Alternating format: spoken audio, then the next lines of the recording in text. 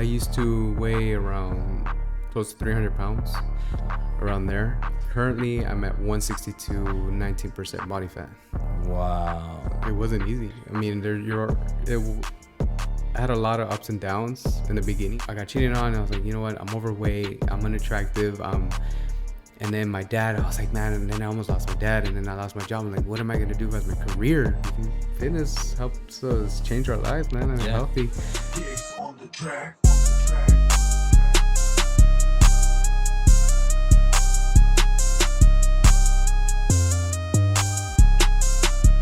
Welcome to the Common Podcast, where we speak upon common sense and realize it really isn't that common. Guys, before I get to introduce today's guest, which I have the highest of honor of being able to speak with today, we're on this little fitness health marathon right now where I'm able to invite guests who have their own testimonies, their own reasoning as to why fitness has impacted their lives, or they're using fitness to impact other people's lives. And this is very exciting for me. And so this person in particular has been suggested to me by two people. And so I was like, okay, the first one, I'll write him down. I'll see what's up. Now, when the second one referred me to him, I was like, all right, I have to have this guy on. So I messaged him, and he was more than willing to come out and do it, which I'm so grateful for. But yeah, if you enjoy the podcast in any type of way, if it made you smile, if it motivated you, if it inspired you, I ask that you share with at least one person, because it could definitely do that for them as well. But without further ado, I introduce to you Freddy. What's your last name, Freddy? Garcia. Garcia. Well, welcome to the podcast. Thank you. And we haven't talked too much. No, and this is actually the first time that I've had the honor of meeting you in person. Yeah. We've talked a little bit through message, but we are literally going to get to know each other firsthand on the podcast, which is it's exciting because it's going to be spontaneous. Yeah. I don't know much about you. You don't know much about me, so we're going to get to figure that out, and also the audience will be able to see, who we are and what we're about. So today we're going to be basically covering your story. And the reason why I want to cover your story is because it's so inspiring. We talked a little bit before the show on how I even came across you. And it was because you have inspired two other people to pursue fitness and that you didn't even know about. Yeah. And that often happens a lot. We do things and we post things, but we don't understand the true impact that it has behind closed doors on the other side of that iPhone or Android, whatever screen that they're behind. It's truly impacting. So I kind of want you to walk us through like your testimony, your journey. I read a post about it on Instagram. I want you to go a little bit more in depth on that. First of all, introduce yourself. Yeah. And then we'll go from there. My name is Freddy Garcia. 31. I used to weigh around close to 300 pounds, around there. Currently, I'm at 162, 19% body fat. Wow. So you're at 19? Yeah, 19% body fat. Dang, I would think you're a little bit lower, but... Yeah, other people will, from Divine, like with the other gym where I go to, they tell me like I'm at 19, and we see their chart, it says I'm at 19%. I think the lowest I've seen that I was at 10%, and I was like, I don't know which one, but I'm just trying to go with this certain their scales, I got you. Yeah, ever since I started. Yeah, so 300 pounds to 160, so that is what?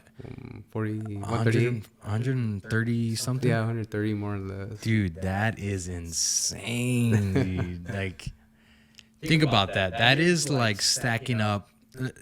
That's putting in perspective that bowling balls are 10 pounds each. Yeah.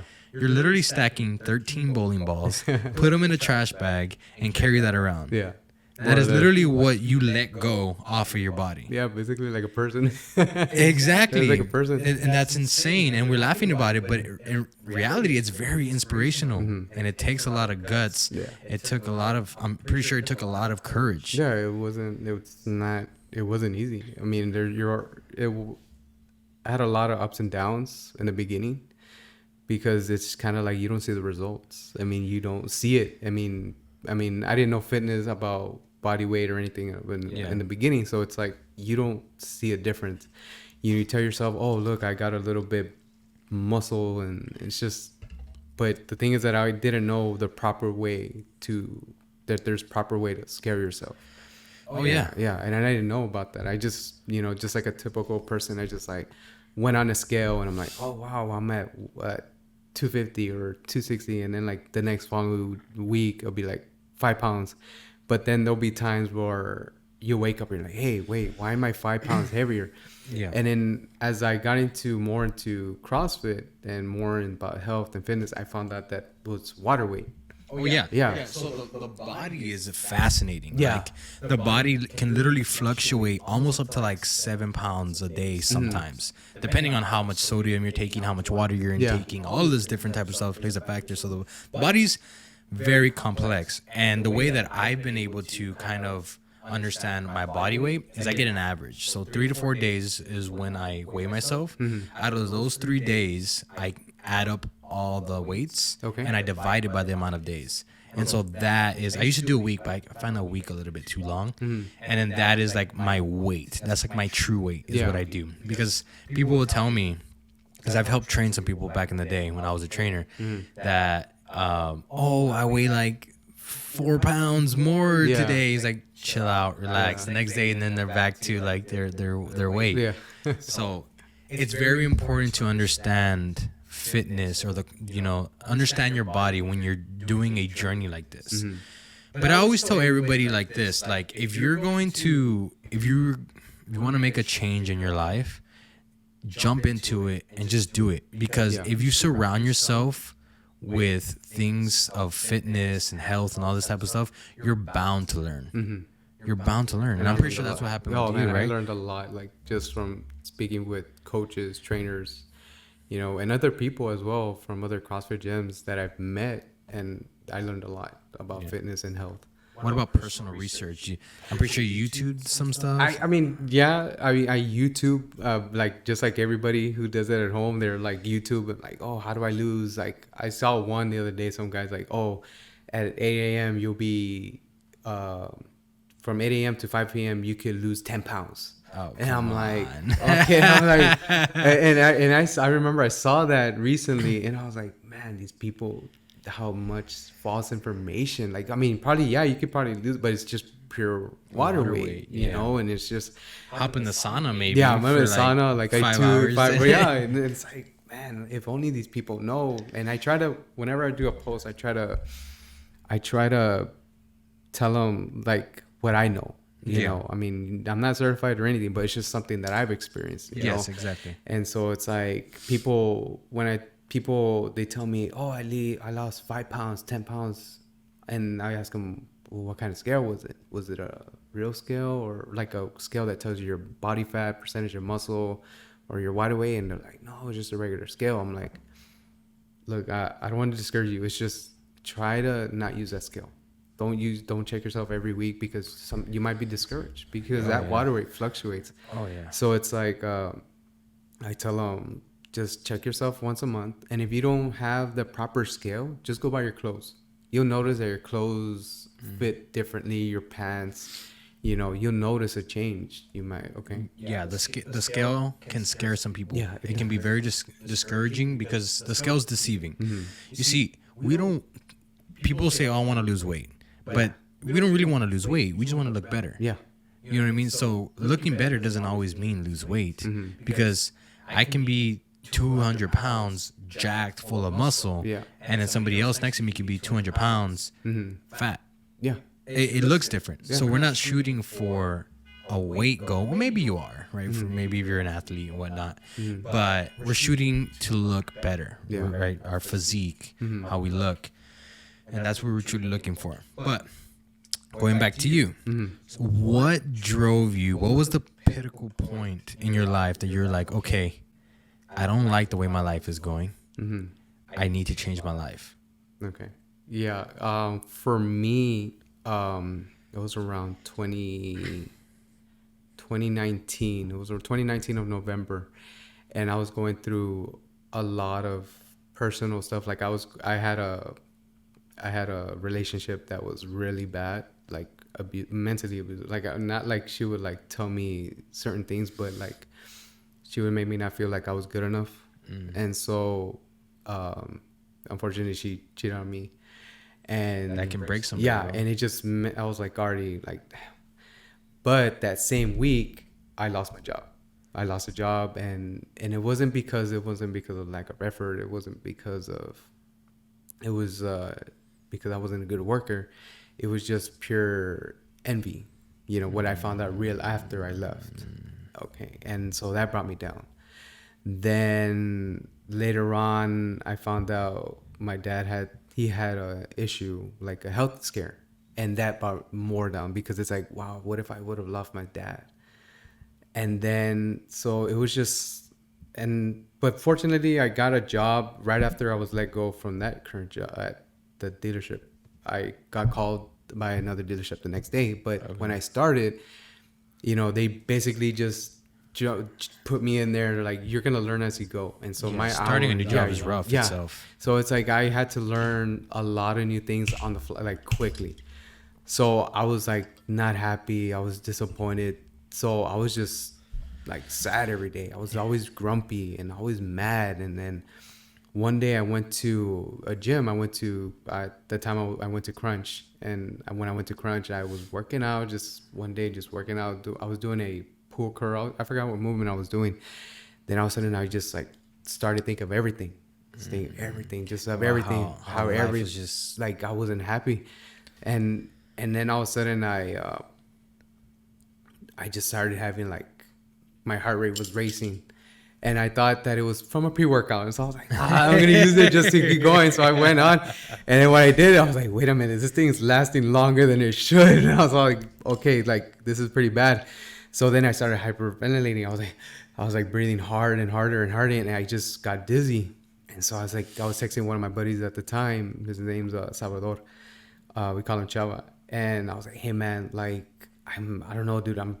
I was telling him everything. Like, man, I'm not good enough. I'm never gonna reach my goals. I just felt like I'm done. I don't think my life is worthless. I don't think, you know, there's nothing to live for, because I mean, like, I got cheated on, and I you know, I got cheated on, and I was like, you know what, I'm overweight, I'm unattractive, and then my dad, I was like, man, and then I almost lost my dad, and then I lost my job. I'm like, what am I gonna do as my career? Because that's what I went for automotive.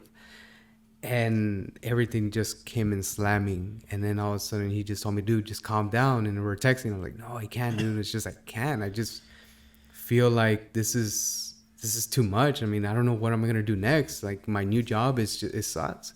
Yeah. And so I just had to leave. I just went home, and on the way home by the flea market here in Brownsville, I was swerving a lot. And because I just couldn't hold it from that attack, that panic attack that I had, which I found out it was a panic attack, and I was just swerving, and fortunately there's no one there. Okay. So I was all by myself. So were you like losing consciousness? Yeah, I was like I'll be losing consciousness, because I'll blink and I'll notice I'm a little bit in a different mirror. So I just like had to, like, you know what, I just couldn't drive. So I just got off the exit where the flea market at, and there's like a little space area right there. Yeah. And I just stopped there. And as soon as I got there, I just opened the truck, and I was like, you know, I gotta walk out. But I fell down. I just laid down, and I just couldn't breathe. And I was just like, just hyperventilating and just having that panic.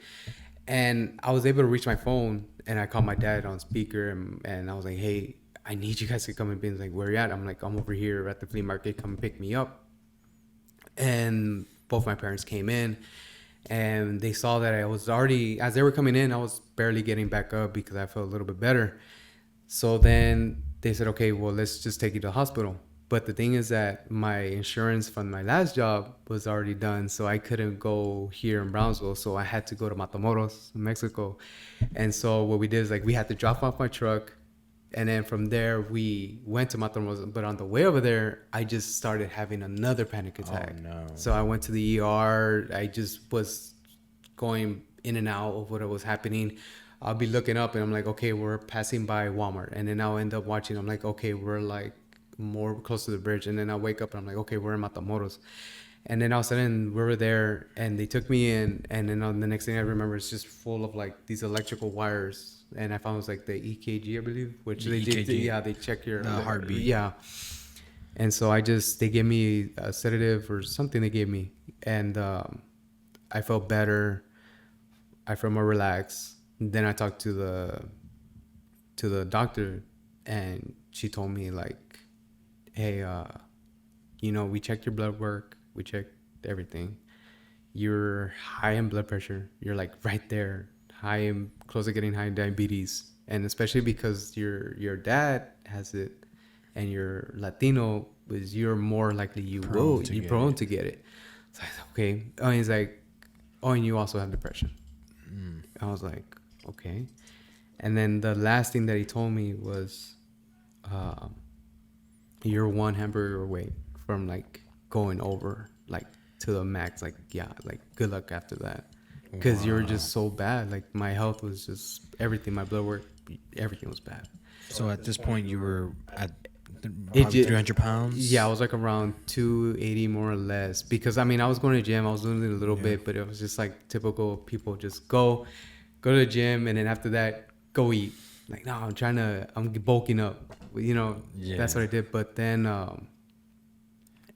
when they told me that, that's when it snapped.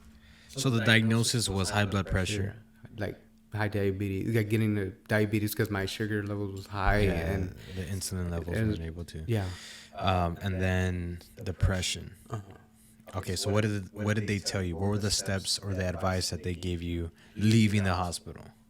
What do you mean, like Did they tell you, okay, these are the things you should eat? Or yeah, they told me, hey, go to a nutritionist because it's just pretty bad. Like, okay, and just like everybody, I thought, oh well, I guess I'm gonna be eating salads, and so the rest of my life. But then as I got to know you, get to eat something else. I mean, it's just different way of eating, better choices. Well, yeah, for sure, and everything in moderation is okay, right? Like if you don't let it get to that point. A hamburger once a week is fine, or eating pizza once a week is fine, or once every 2 weeks, whatever it is. If you eat it in moderation, you'd be fine.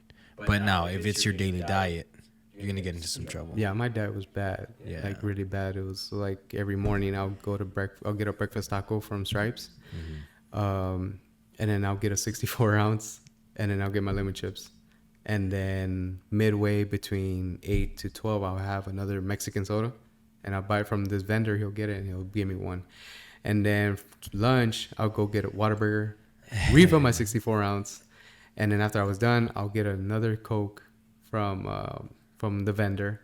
Once I get home, refill another 64 ounce Coke. Dude. And then I was like, I'm already there. Might as well just get some ice cream and all that. And it was just, I'll get home, and that's how it was. And then I'll eat again at home, and that's how it was. I mean, it was just, I was eating the worst way that you could think of. Like, it was just bad. And then the weekends I'll have like, I was like, oh, it's payday.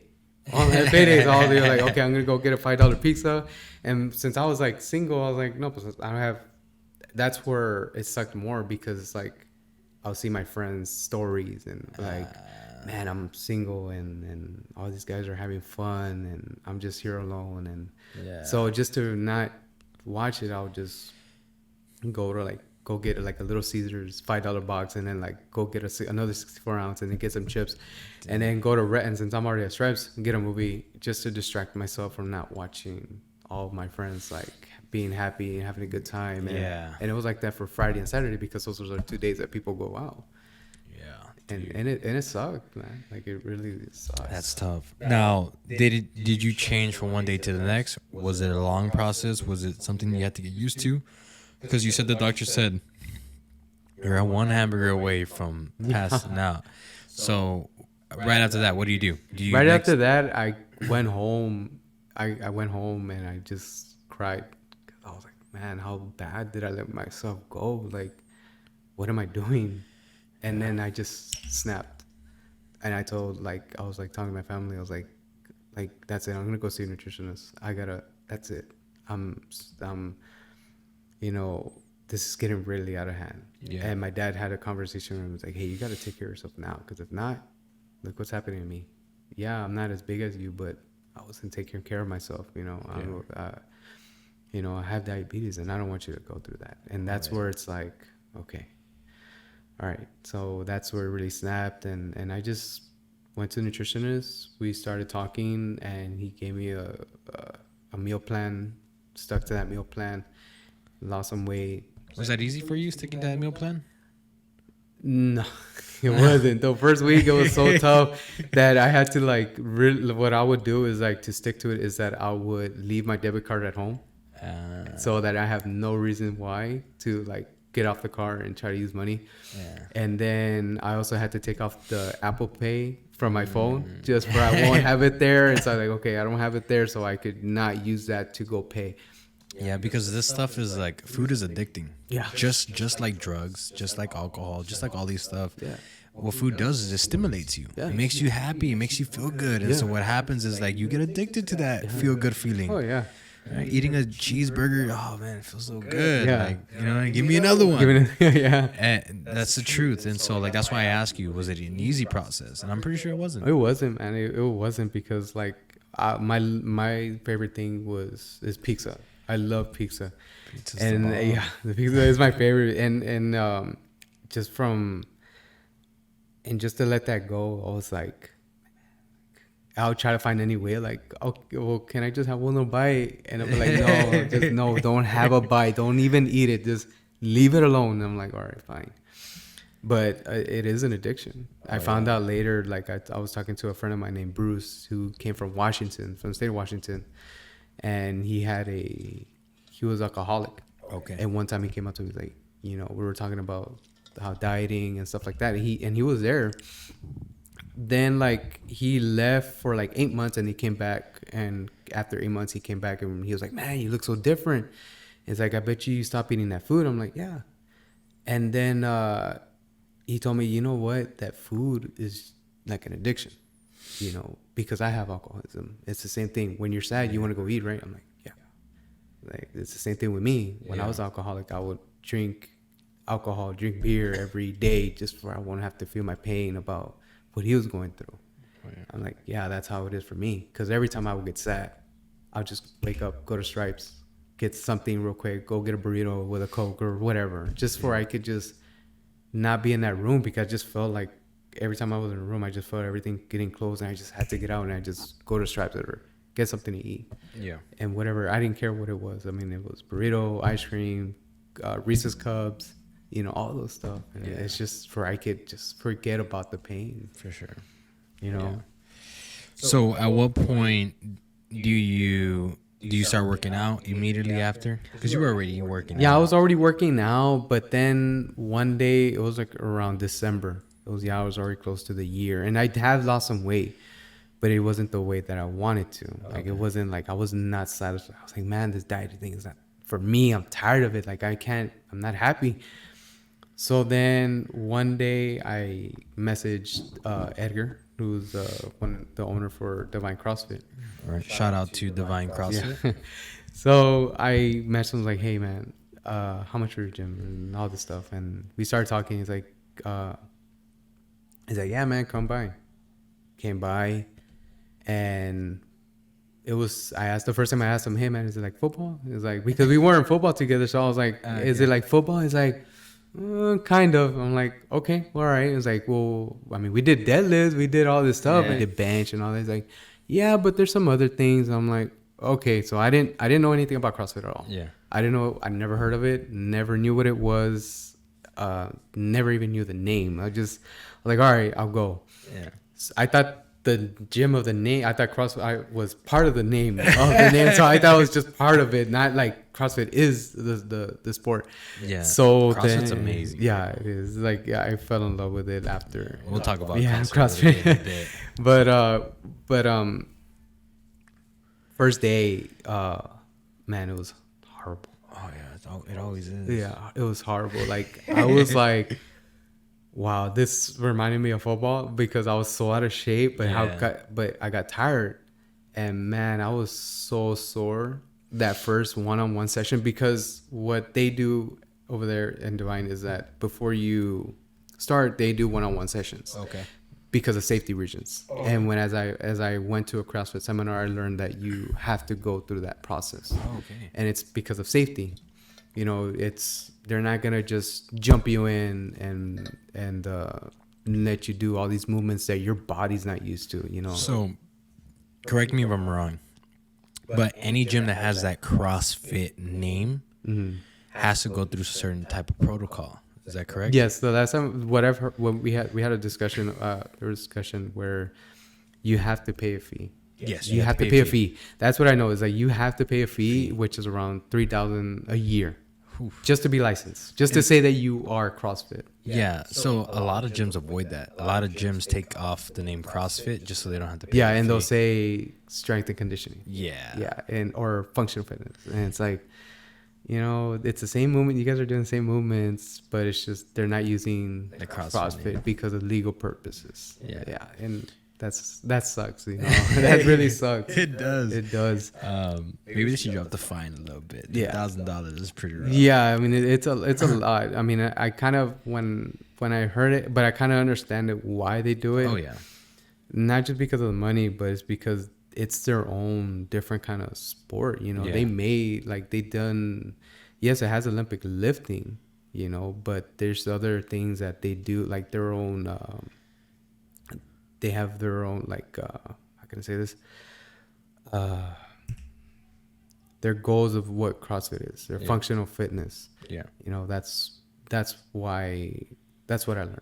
Yeah, it's different from it's different from bodybuilding or powerlifting. Yeah, it's its own category. Totally. Mm-hmm. So, by the way, that guy Edgar, he looks jacked. I'm pretty sure he's all right. He's a beast. No, he's all right. Pretty sure he's a little beast. Yeah, huh? he's a beast, man. Like, yeah. he's a beast. Like, I used to see him work out when he worked at the Los Fresnos gym. He used to work out there, and we never talked or anything like that. But I would see him. He's a beast. Him and his brother, right? Yeah, Mauro. Yeah, him. Those guys are crazy. Like these guys go hard on their workouts. They look like it, bro. Yeah. So, all right. So your first day, you're done. What's your initial response? Do I go back? I was the first day. I was like, I'm sore. Like I woke up the next day and I was like, I know, how am I gonna move? And it was just so bad of being. I was so sore. Like never. Like I haven't felt that soreness since football. Okay. After like going pads or anything like that, and I just felt so sore. But yet, at the same time, I liked it because it's like. Because I remember Coach Ford one time, that was my high school coach. He's all like, if you're not sore the next day, you didn't work out at all. You didn't work out at all. And ever since that day, I've like every workout I try to. My goal is to be sore. Yeah. I mean, I know it's kind of bad, but it's like my goal is to be sore every time. And that's what pushes you. And it does, man. Yeah. It pushes me because it makes me feel like I'm progressing some way. You know, from getting sore. Got you. So would you say you immediately fell in love? Yeah, I fell in love with it like the first day, and I was like, just by being sore, I was like, really, I fell in love with it because I was like, wow, like I've gone to this other gym and I would do my own workouts, like just things that I remember from high school because I mean I didn't know what to do. I mean I just did things that we did in high school like power cleans and deadlifts bench, just basic stuff like that. And I didn't know anything. Like I just went on a machine. I was just like, I do curls or whatever. Yeah. But here it's like, wow, your body it's a full body workout. Oh yeah, for sure. Big time. Yeah, and what's crazy about CrossFit is that on the board it doesn't look hard. No. 15 kettlebell swings, 5 pull-ups, 500-meter row, all this stuff. That's easy. I can do that. Yeah. And then you're in it and you're like, oh, okay. Dang. Yeah. It was like, wow. It's like, okay, so we're going to do that? Like, when the first day, I was like, papito. And I was like, it's all right.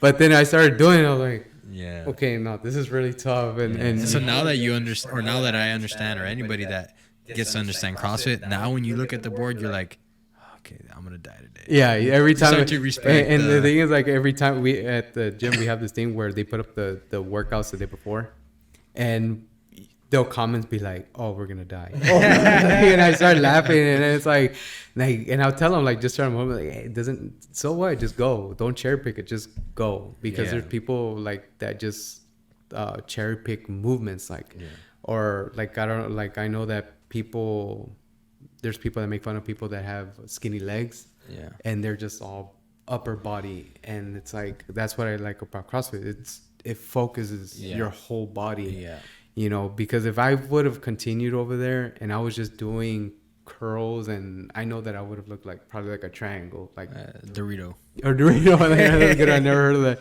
But it's just like, and I was like, man, like, I just don't want to end up like that. Yeah, for sure. So, well, before I continue, really quickly, what I find so common in CrossFit is that community, that family that you've called it so many times in Divine CrossFit, that's in a lot of CrossFit gyms. Yeah. Like, and you don't find that anywhere else in like any really type of sport, maybe football and stuff like that. Yeah, but like I'm talking about like outside of like athletic sports, you won't find that at the gym. No. You won't find that really anywhere else that you train. But that's what I love about CrossFit so much. Like I worked at a PI. Shout out Rip Current Athletics, and like they were just so united. Now they're predominantly girls for that class, but they were just so united. They already knew who each other was. Wow, the kids, and like, you know what? I have never seen that before. Yeah, and the same thing. I didn't see that either until once I first started. I came in. This first member that ever introduced himself, his name's Rolando Lozoya. He came up to me. He's all like, "Hey man, you're gonna love it." I'm like, "Okay," but he's like, "But don't worry, you're gonna be sore for a couple of weeks. But, I mean, you're gonna be sore for the next few weeks, but after that, it'll go away." I'm like, and I was like, "Huh?" Like, okay, what am I gonna sign up to? And as I was entering, he just told me that. He's like, "Hey man, have fun, good luck, and we'll see you." And the following day, I went back, and he's like, "Sore?" Like, yeah, I'm sore. And it's like, okay, so he's like, "I told you, but don't worry about it. It's gonna go away in 3 weeks. So in few weeks, it'll go away. Let your body get used to it." Awesome. So how long into this type of training did you start to see progress or like massive weight drop? From the time that you started, better question. From the time that you started, how long did it take for you to hit, let's say, 200 pounds? So from 300 to 200 pounds. Because I believe I was like already around 200 when I started, because I already lost some weight from before. But it's just like I already lost some weight before because I was so desperate at losing weight that I would just like not want to eat. Oh, bro, I've been there. Yeah, like I tried everything before I joined CrossFit. So let me get this straight. You lost 100 pounds before even stepping in a CrossFit gym? I was like around before that. Wow. So that was just dieting, or you also went to I went the gym? to dieting, but the thing is that I hurt myself by running every day. Because I found out that you're not supposed to run every day. Yeah, I mean, ideally you don't. You don't. But I mean, it worked. Yeah. But well, the thing is that what happens is that when I told Edgar about that, he's all like, "You know why you shouldn't be running every day?" I'm like, "Why?" It's because you're gonna have loose skin. And I'm like, "Oh, okay," because you're burning it too fast. So you gotta. That's what I. Yeah. I mean, I don't know about that. I mean, the body. That's the thing. Like, I don't know anything about that kind of stuff. Like about body. Like.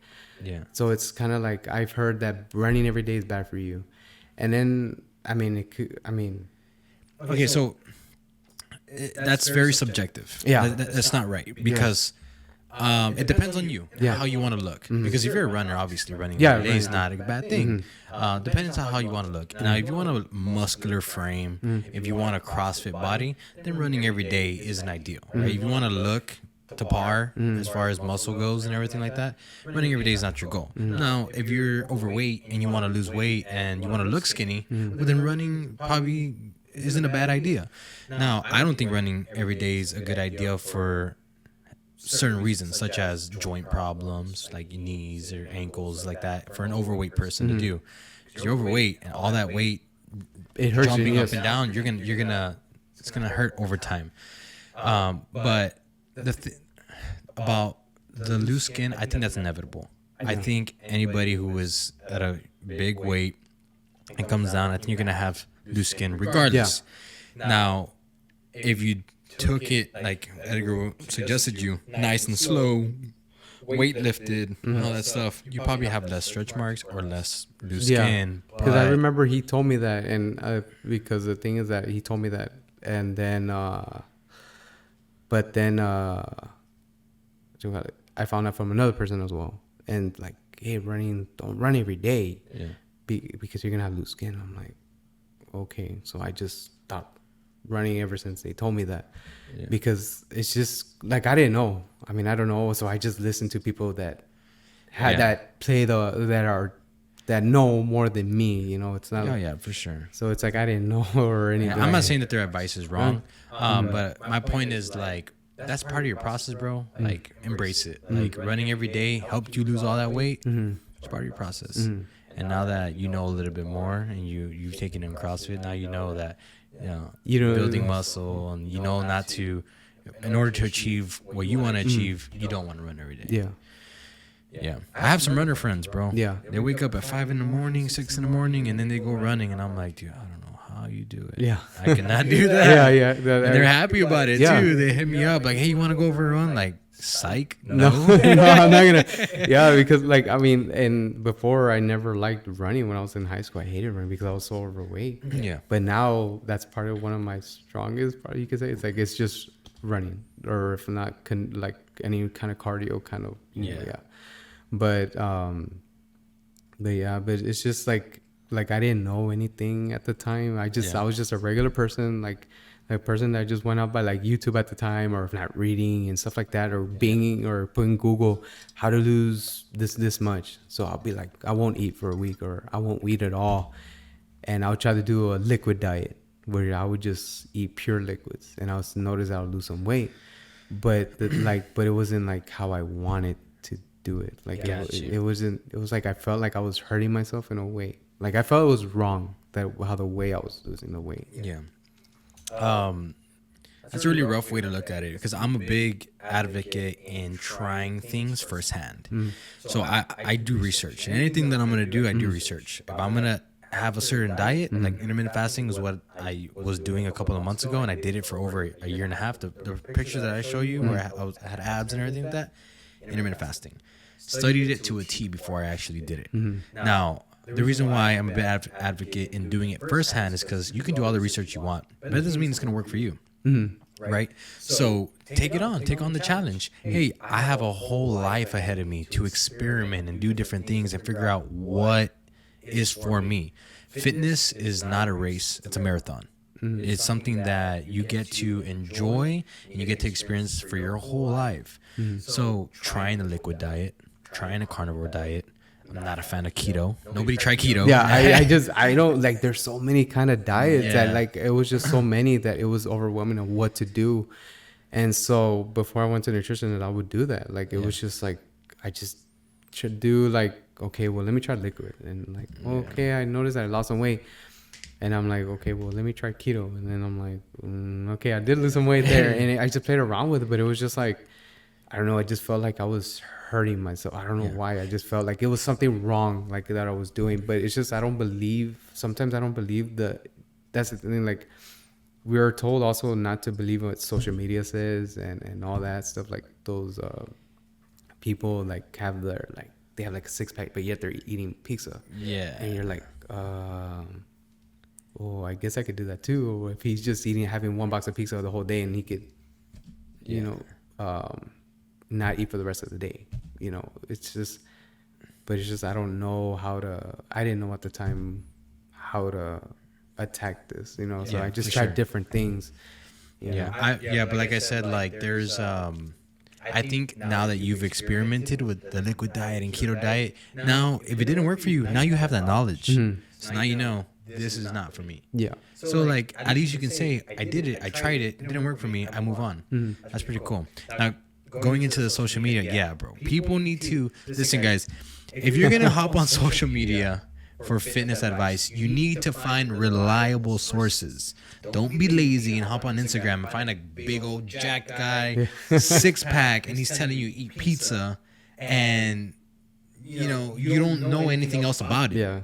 Make sure that you know well enough about the person that you're getting advice from, because they can be deceiving, conniving, and they just want you The truth is, guys, everybody's designed different. Someone who has a super fast metabolism, great genetics, they can do that type of stuff. They can, if they're working out, hardcore Yeah. twice a day, 2 hours a day. You know what I mean? Like, You don't know what they're doing behind that app. Oh, yeah. You don't know what they're doing. You don't know how their lifestyle is. You don't know, or maybe they've been eating clean for their whole day. Maybe that's their cheat day. I don't know. It's like we don't know. Yeah. And they make it seem like that's what they eat on the daily. Exactly. And that just makes everybody like. And I seen it from other people post. They were like, "Oh, I'm after gym, they'll go buy a pizza and they're eating." And I'm like, I don't know. That's probably hurting you. And then in the morning, they'll show that they're eating pancakes of Aunt Jemima, like the worst kind of pancake, like just heavy, a lot of calories and stuff. And then lunch, they'll have like a hamburger. And then after gym, they'll have a pizza. And then I'll see a post or story like a week later. Why am I not losing weight? And I'm like, well, I mean, I don't want, like, I'll keep it to myself because I just don't want to tell them anything because I just feel I don't have the right to tell them something at the time. Because I wasn't to where I'm at now, but like, oh, well, it's probably because of your diet. Maybe, I mean, it could be your diet, but also what I noticed that what also makes you gain weight is stress. That's what also. So it's actually subliminal. So the reason why stress interrupts your weight loss your weight loss journey is because usually stress results into lack of sleep. It testosterone levels, all this type of plays. So what do you need to burn fat? You need proper rest. You need to be exercising at a good. You need to be performing at a good level. Which stress is probably going to hold you back on that, and then your metabolism goes down. Yeah. So now you're like your body. See, the mind is very powerful. So like if mentally you're stuck, your body reacts to it. Yeah. Exactly. And so like it gets put in survival mode and not in thrive mode. So now everything that you're trying to do kind of gets put on pause. So your mentality is huge when it comes to your health and fitness. That's why I used fitness to empower every single aspect of my life. It was the anchor in me, physical, mental, and spiritual, right? And so when I was able to change all three, everything else started to come into place in the way that I wanted to. And so with that being said, definitely stress can stunt your growth. Yeah. But so let's go back to you. So you take on CrossFit. And you said you lost about 100 pounds before entering the CrossFit gym. Yeah, before, because I was just like, because I was already a nutritionist, and before the nutritionist, I was already kind of like, I was just eating like chicken broccoli and a little bit like that, but it wasn't like how the way I wanted. So, and then I would fast, and then I would just try different ones. And so I'll be losing a lot of weight. But I just wasn't happy yet. I still felt that chubby guy still. So I was like I still lost around like 60, 80 pounds more or less. Okay. And then so you enter CrossFit. And then at this point in your life, it starts to go uphill. You start to feel a little bit better about yourself. Yeah, I felt better because like the first month was tough. Yeah. The first month was tough because it's just like I already did my personal one-on-one. And then after that, I was already ready for a group class. And then from the group class, it was just like, after the group class, after that first month, my body was already starting to get used to the soreness. Yeah. And so it just took me like a few minutes just to already get rid of it. And like, okay, I could continue. And I just kept on going and going and going. But then unfortunately, COVID hit. So that's where the gyms were locked down. Yeah. So COVID messed up a bunch of stuff. Yeah. Yeah. So I believe COVID hit like in March. So it started in actually December of 2019 in China. And then February is when it kind of like made its way into the United States. Yeah. It wasn't as big. Then in March is when it really like panic mode. Yeah. People started freaking out, and then I would say the following month, that's when everybody was like, okay, shut down. Yeah, and it was like, and we got the announcement, when we found out that the gym was all the gyms were gonna lock down, everybody panicked because they're like, "What? Like, what are we gonna do? Like, what are we gonna do? Like, how we're gonna gain everything that all the fat that we gain?" And fortunately, our coaches were like, our Edgar was like, "You guys don't worry about it. I'm still gonna make plans for you guys. I'm gonna make workouts for you guys personally, what you guys have from home." And that's so And good. so they would have us do like class sessions on the Zoom.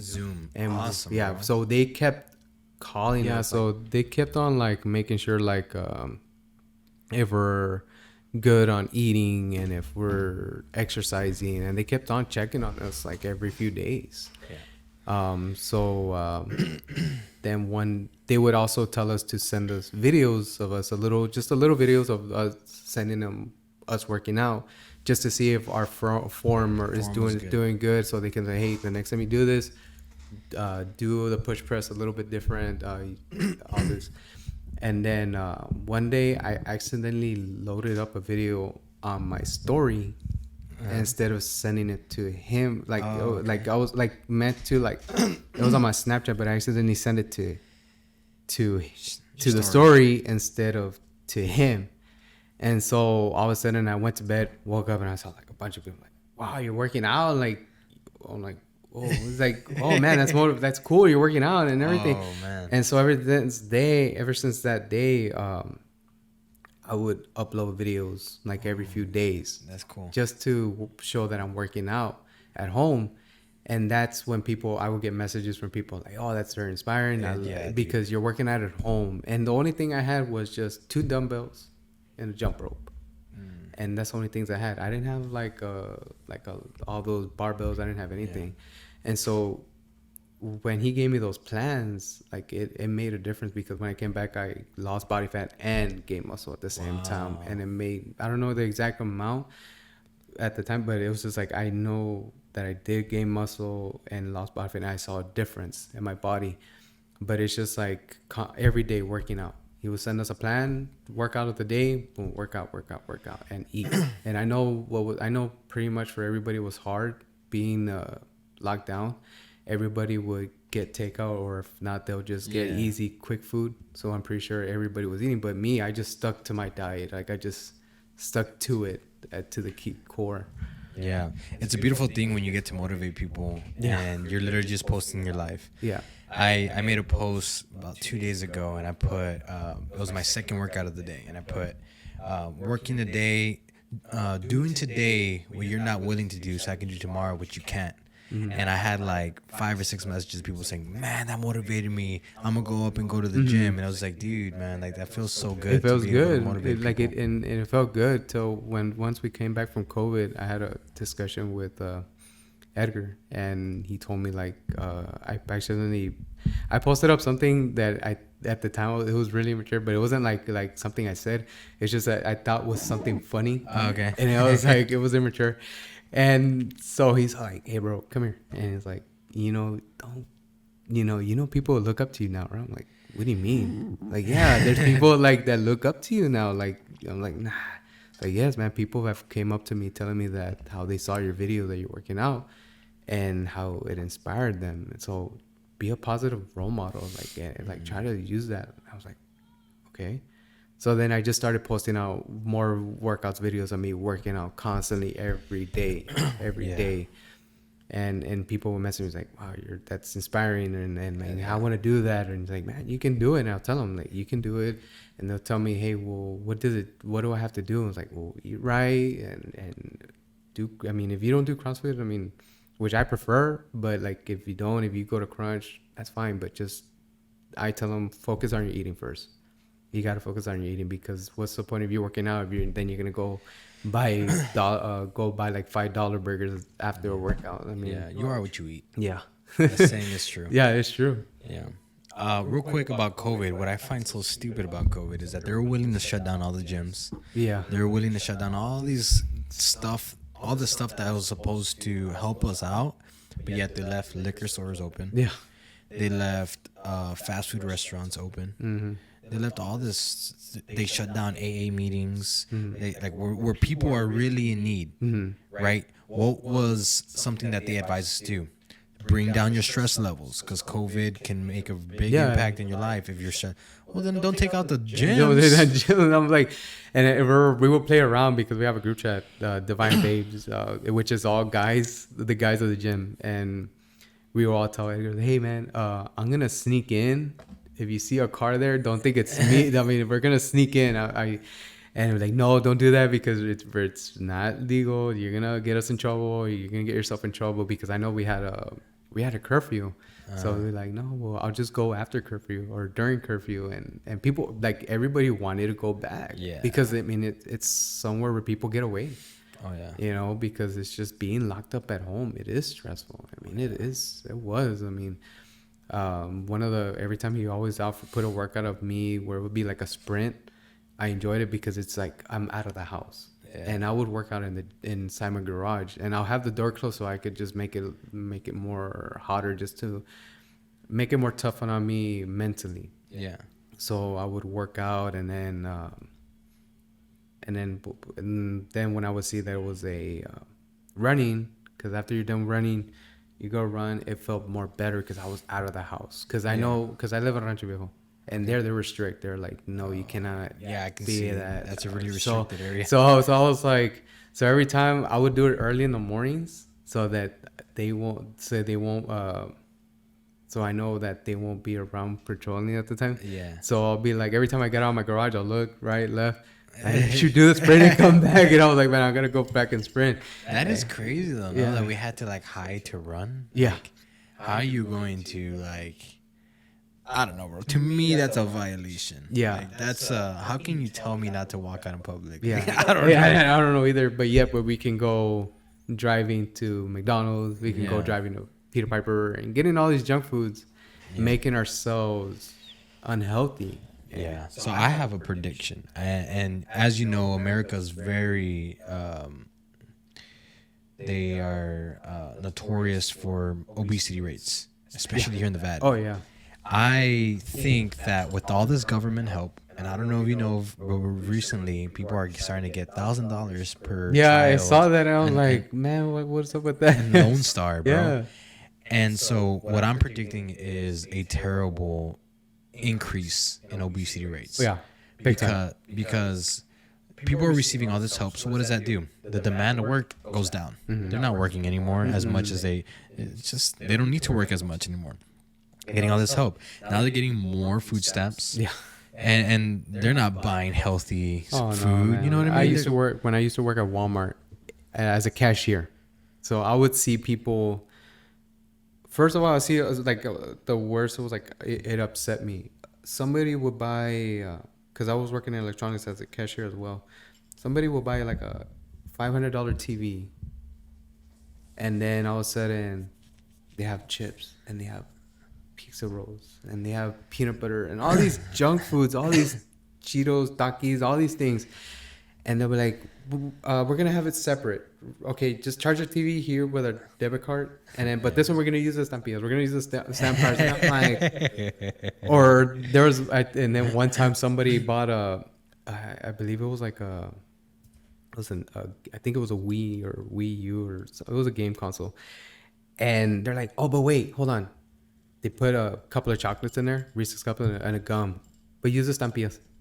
I'm like, you guys, you already just paid like a $300 product, but yeah, you don't have like, I mean, why won't you use that? I mean, an extra $5, use that for that. But I agree with you. Like, it's just like people are taking advantage of it and big time.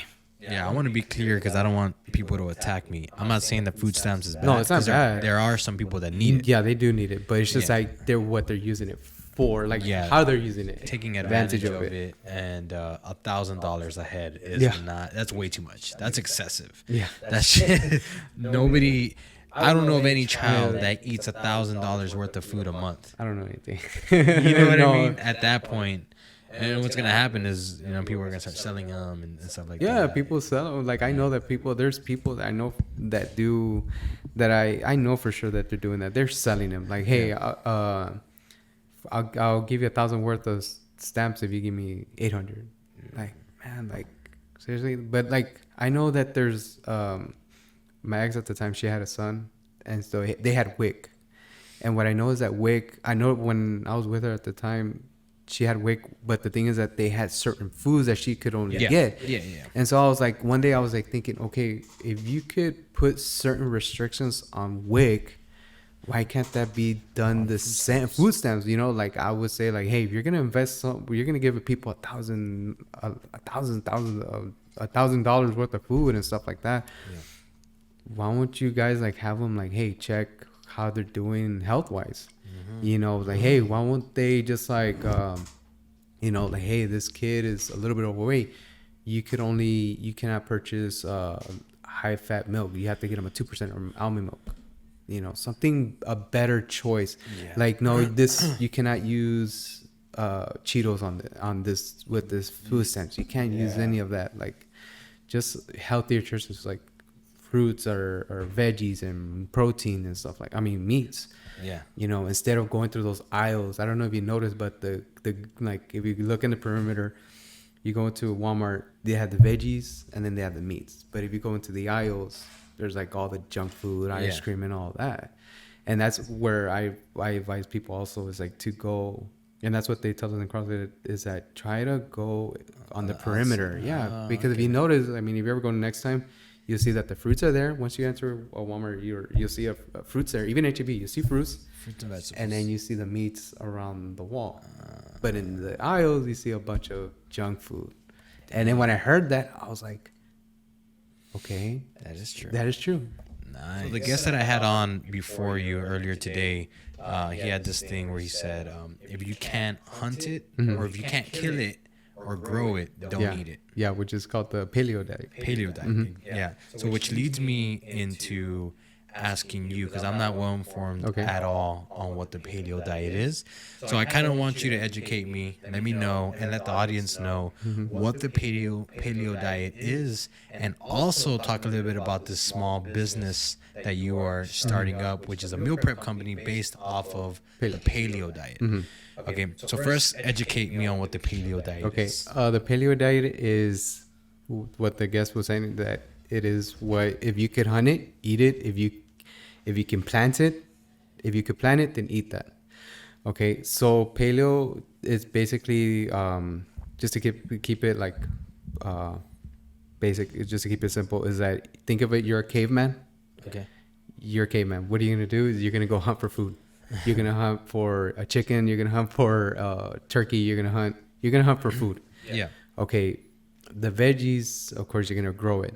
So that's what you eat: potatoes, broccoli, apples. You know, apples, pears, all that. We didn't have sugar back then. Just think of it, you're a caveman. Nothing processed or nothing like that. So, I mean, that's how I tell people, like, hey man, just think like you're a caveman. Like, do you think you could hunt Cheetos? No, you can't hunt a Cheeto. Can you hunt Cheetos? No, you cannot. So it's like, you can't hunt Cheetos. Don't test them. No, they'll probably do it. No. They'll show up at Walmart. I was like, can you fish? You can fish. Get fish. You can go catch a fish as well. Yeah. So it's like, and that's how I just to keep it simple. Like, that's the best way that I could say. It's like, it's nuts, a little bit of nuts in there. So give me like 3 meals of a paleo diet that you have in your meal prep menu. I have one of my favorites is because it's a lettuce wrapped burger.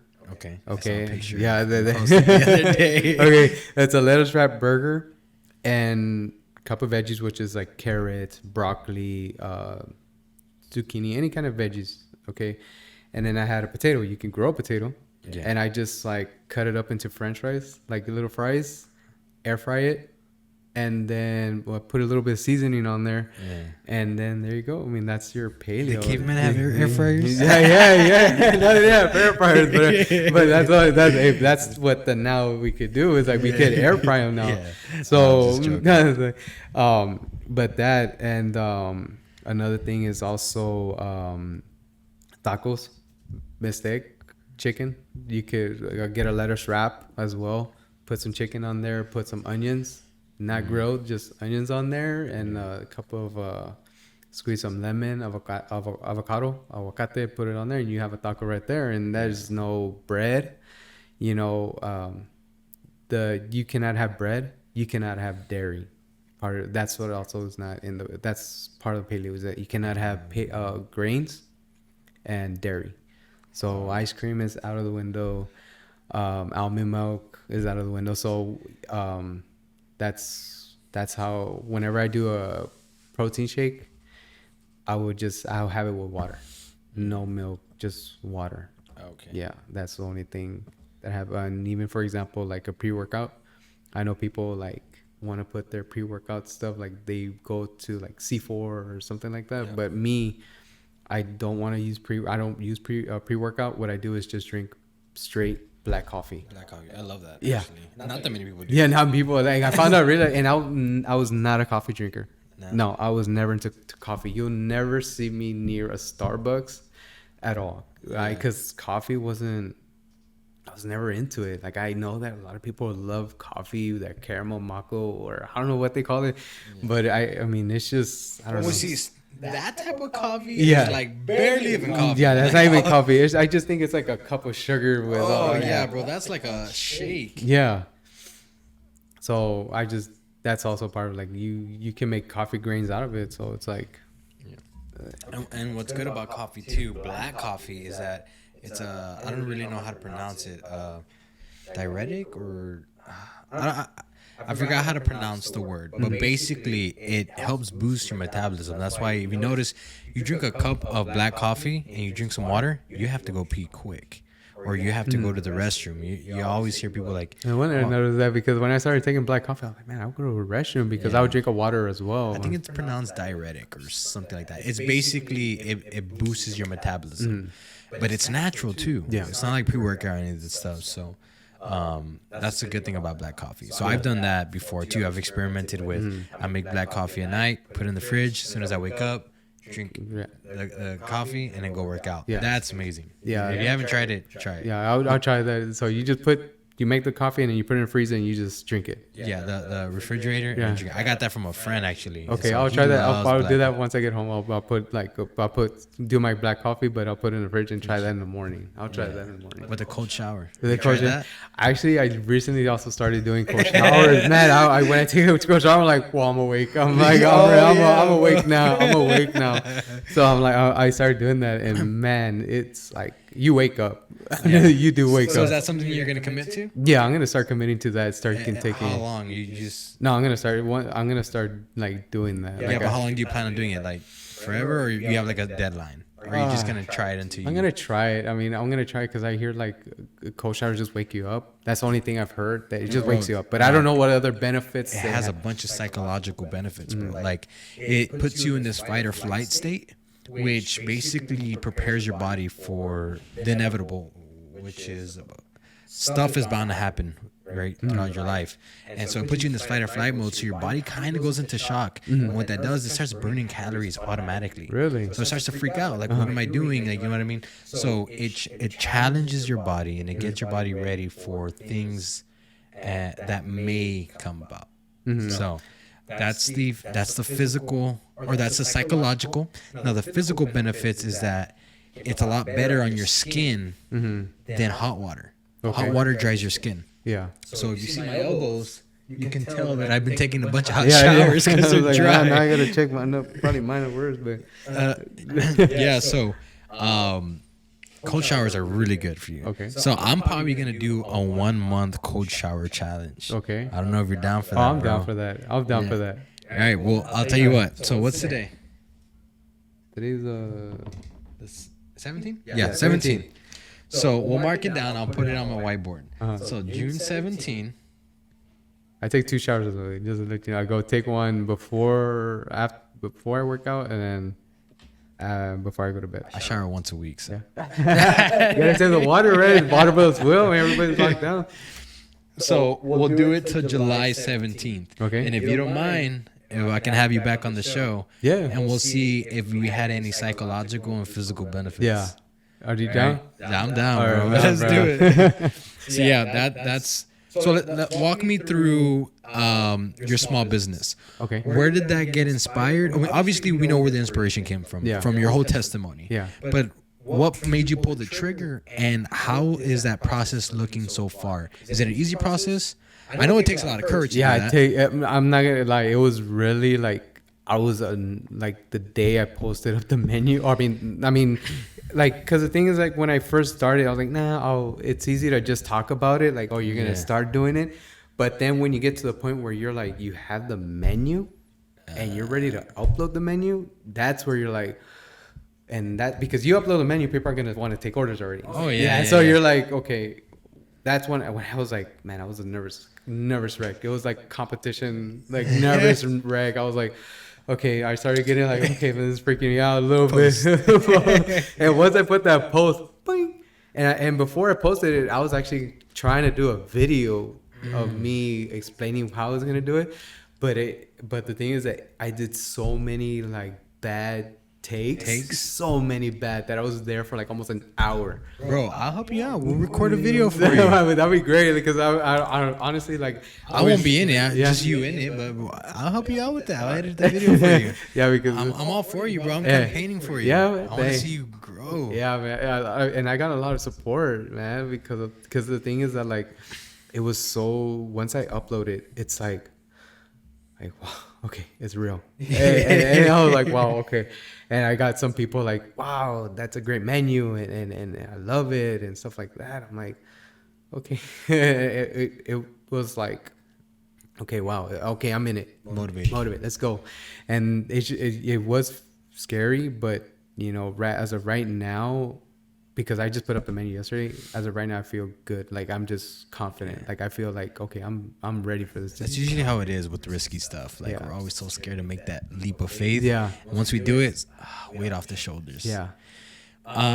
So I'm pretty sure this has happened before. Have you endured any type of hate along the way? Because if it hasn't happened, be prepared, because it's gonna happen. Oh, yeah. Someone's gonna hate on your menu. Yeah. Someone's gonna hate on your business. Yeah. Someone's gonna hate on your process. Someone's gonna hate on you. Yeah, and But that means you're doing something right. yeah, if you're doing something, if they're hating on you, and even when I lost weight, people would send me hate, because they'll be like, I mean, I was like, I barely had 8 months into CrossFit, and they'll be like, and they saw that I was losing weight, and they were like, man, your overhead snatch, you're way back. I'm like, bro, it's like I'm still learning. Like, I'm losing weight, and so because of all that hate that I've gotten, and even the bullying when I was a kid, like, because I was overweight, it's kind of like, which all that of getting used to getting hate messages and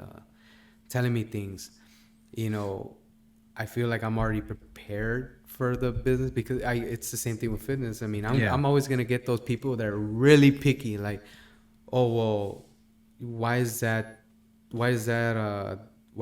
salad have that kind of chicken? Why not this kind of or you know, you're always gonna have them, but that's why you just don't listen to them. You know, I stopped listening to people a long time ago, like midway during my CrossFit. I just stopped listening to them, because it brings you down. It really does. Like, you don't have people, like, I mean, they just try to bring you down because they're not where you're at, or so they're scared of making that jump. Yeah, they're envious. They're jealous. Oh, why does he think he can do that? Yeah, just because they don't have the courage to do it. They're like, why does he think that he can make a successful business out of this? Like, who does he think he is? Right?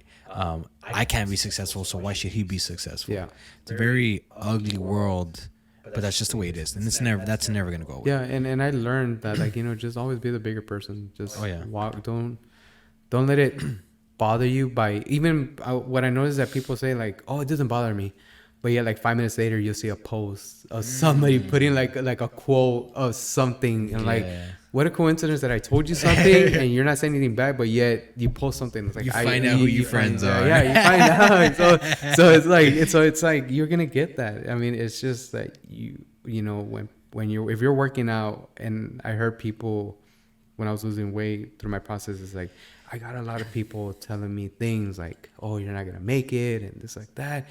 And that's where it disappoints me a lot. Like, it just makes me want to just like, it makes me upset because I'm against bullying. And so it's like, because I was bullied.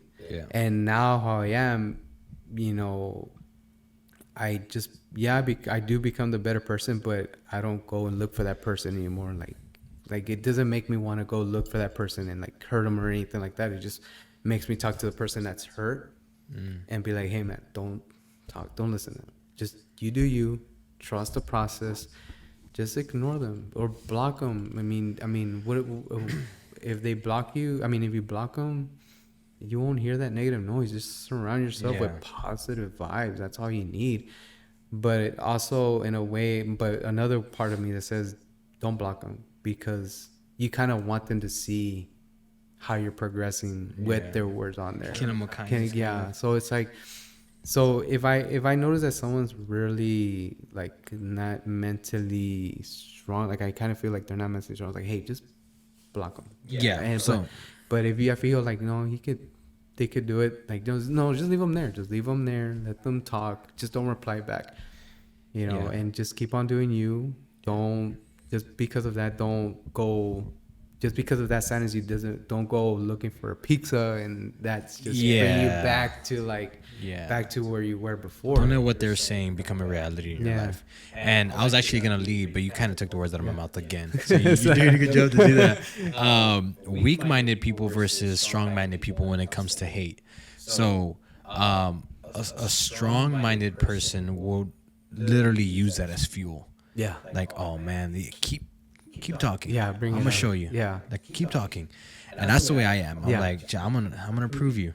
I'm gonna prove to you that I'm not the person that you say I am. I'm gonna prove to you that I can not only achieve my goal but also pass it. Keep talking.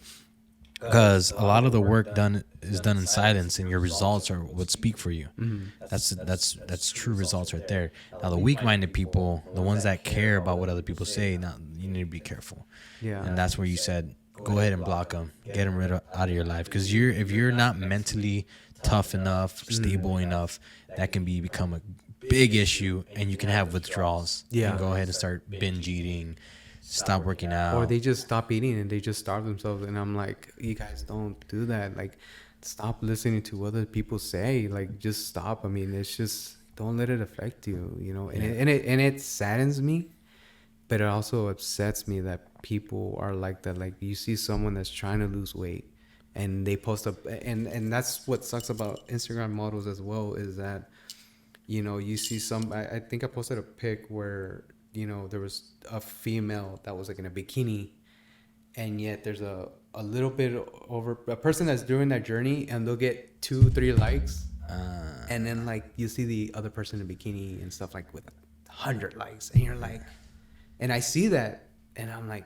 man, that's just very sad. Like it's just like, man, well, how, like, you might not think you're bullying that person like intentionally, but you know that they see that, because you could be friends with, you guys could have mutual friends on Facebook or on Instagram, and they'll be like, well, she's going to gym, and she gets like, she'll post a girl will post a sexy pic, and they'll get like 400 or 300 likes, but yet if I'm putting them in gym, I only get like 10 likes. Yeah. And that's where it's like, it hurts somebody. Like, but although I wouldn't blame that on the person, like the girl that's posting the sexy pic. Yeah, it's not her fault. It's not, of course. In reality, like, that's society's fault. That's our fault. And that's what society's fault. They do that. They just have those kind of people at a higher pedestal.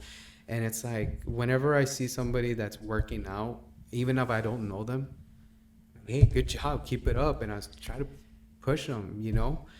But I also do that as well for people who are so good. Try to keep it fair for everybody, because because the thing is that it's not gonna look, because they'll go back to me like, oh, why are you only supporting those but not them? Like, I thought you were into fitness, and like, no, I am. I support everybody. I mean, if you're doing fitness, that's fine. That's fine. Yeah, you can be kind of a hypocrite if you're like, oh, I'm only gonna like support this person because this person gets too much. Yeah, no, that doesn't work that way. But I support them. But I support everybody. Even if you're from new people to people that are experienced to people that, all kinds of life, all walks of life. Like, For sure. you gotta support them, and we have to. And then once they see that, hopefully, you kind of hope as well that they use that as also a motivation to push other people as well, to push like, hey man, like you can do it, I can do it. This One second, I'm just gonna fix the camera. Yeah. So I have this thing actually. Where if I see somebody running on the side of the street or working out outside, I always honk. Beep, beep, beep. Yeah. I want to motivate them. Yeah. I don't know if you hear me. What time do you work out here at Divine? Okay, I work out recently at 5:30 In the morning. In the morning. So, Okay. but I used to work out like at 5:45, but it's because I recently got a job. So it's kind of like I would go from 5:30. I've been going to 5:30, if not then 5:45. Okay, because I go to work like around 8:39, and I saw a class doing the Murph. Yeah. And I was like, beep, beep, beep. I Yeah. was like honking at everybody, motivating Yeah. everybody. And then so like obviously I knew you were coming. So I was like, I wonder if he was one of those people because they were looking at me. They're like, Oh, we wave every time somebody honks. I wave. I'll be like, hey. Yeah. Whenever I'm when you can see us running. Yeah. But if not, if you see, I don't know if you ever are out at 5:30 in the morning, and if you see people, we're running, you just see little lights because everybody's with their phones because Yeah. they just don't want to trip. So everybody's running with their phones, and you just from far away. I'll be where the entrance of where you're going into the gym, and then from far away, you can see little lights just going up and down, like running. And I was like, that's pretty cool. I mean, it's cool, but it's like I love that they're running, no matter if it's dark, no matter what, they're going and trying to get to their goal, and that's like. And I support them. Like, good job, you guys. I'm proud of you guys. Like, and whenever I'm done with a workout, I stay and I try to support them. Like, hey, good job, you guys. Keep going. You guys are gonna do awesome.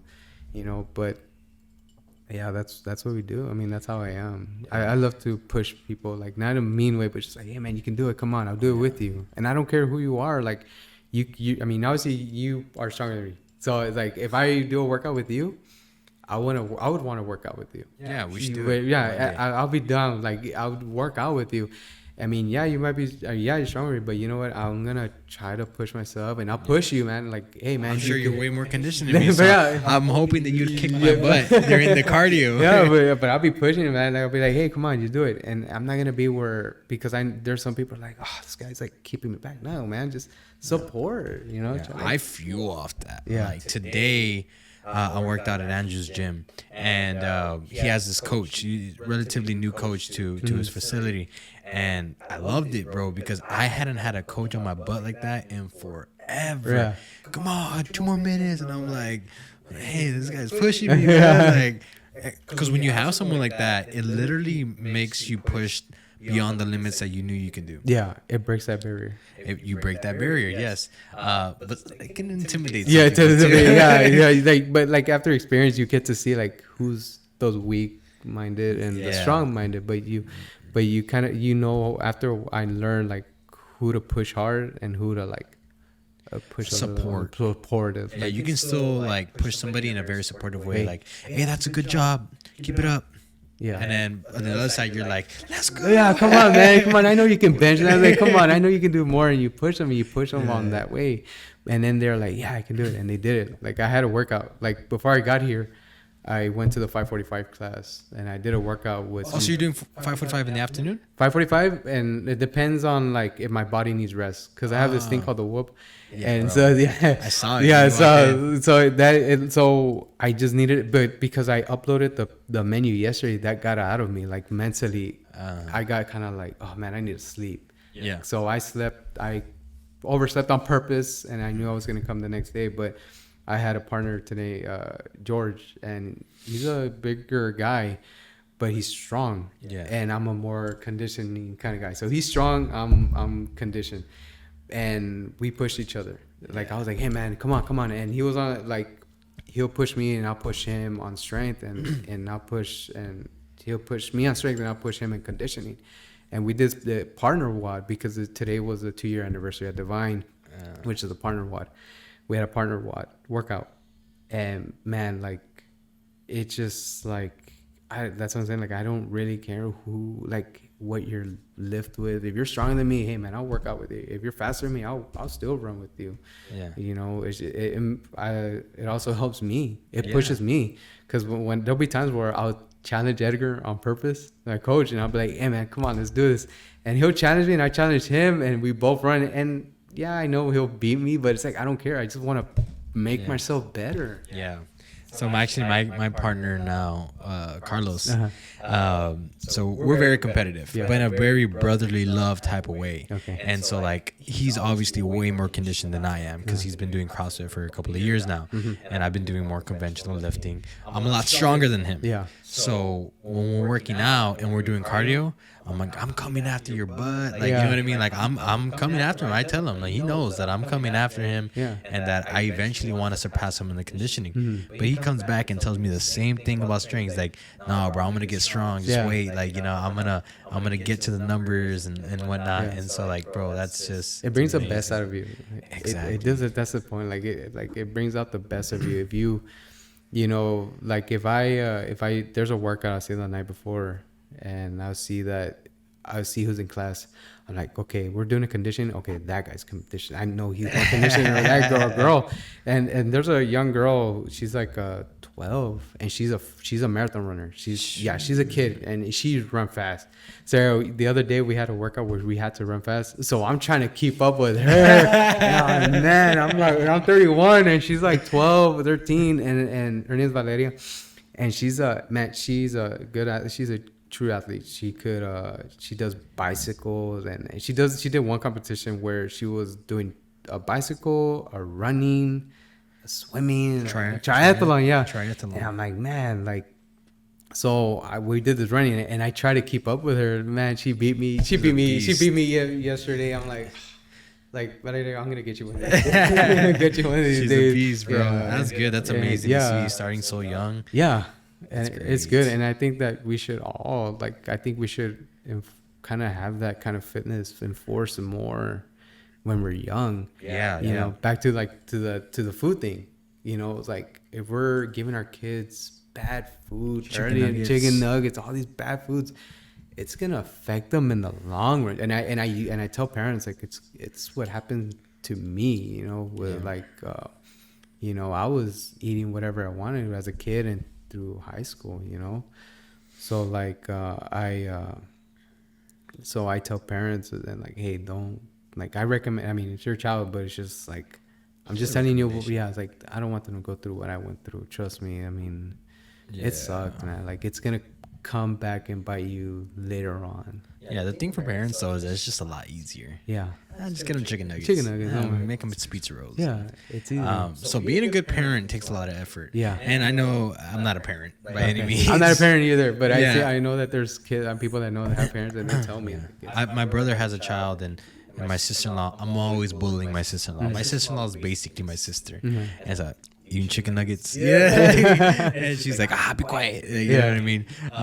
But she's very active with the learning side and the educational side of my niece. And it takes some work. She actually sent me some videos today where she's doing some motor skill exercises, where she's having her daughter, and my niece is only like a year and 2 months years old, and she's already having her do this. But that takes work. That takes dedication. You need to, a lot of parents are tired. They don't want to be doing that type of stuff. She takes the time to take her daughter, pull her aside, have conversations with her daughter that really can't have a full conversation back, but she understands that her daughter is learning through these conversations. Now, not that many people are willing to do that. Yeah, no, it's just like, because what I've known is like, it's hard to be a parent. Like, it's very hard, especially like it's easy to just, like you said, go to McDonald's, just give them the 10-piece chicken nuggets, and that's it. Yeah. But it's like, if you're a parent, if you're eating this, if you're here watching this, I was benefited to have any kind of food I wanted, but I truly recommend that you try to let them eat healthier, because it was not easy growing up, being bullied, being overweight, and then being close to like going to the ER because I was unhealthy. I truly recommend. I know it's hard, but it's like, it's I truly if you can't just try to change their diet on that because it's because it can become a habit. yeah. Right, and you probably learn that habit very early on, and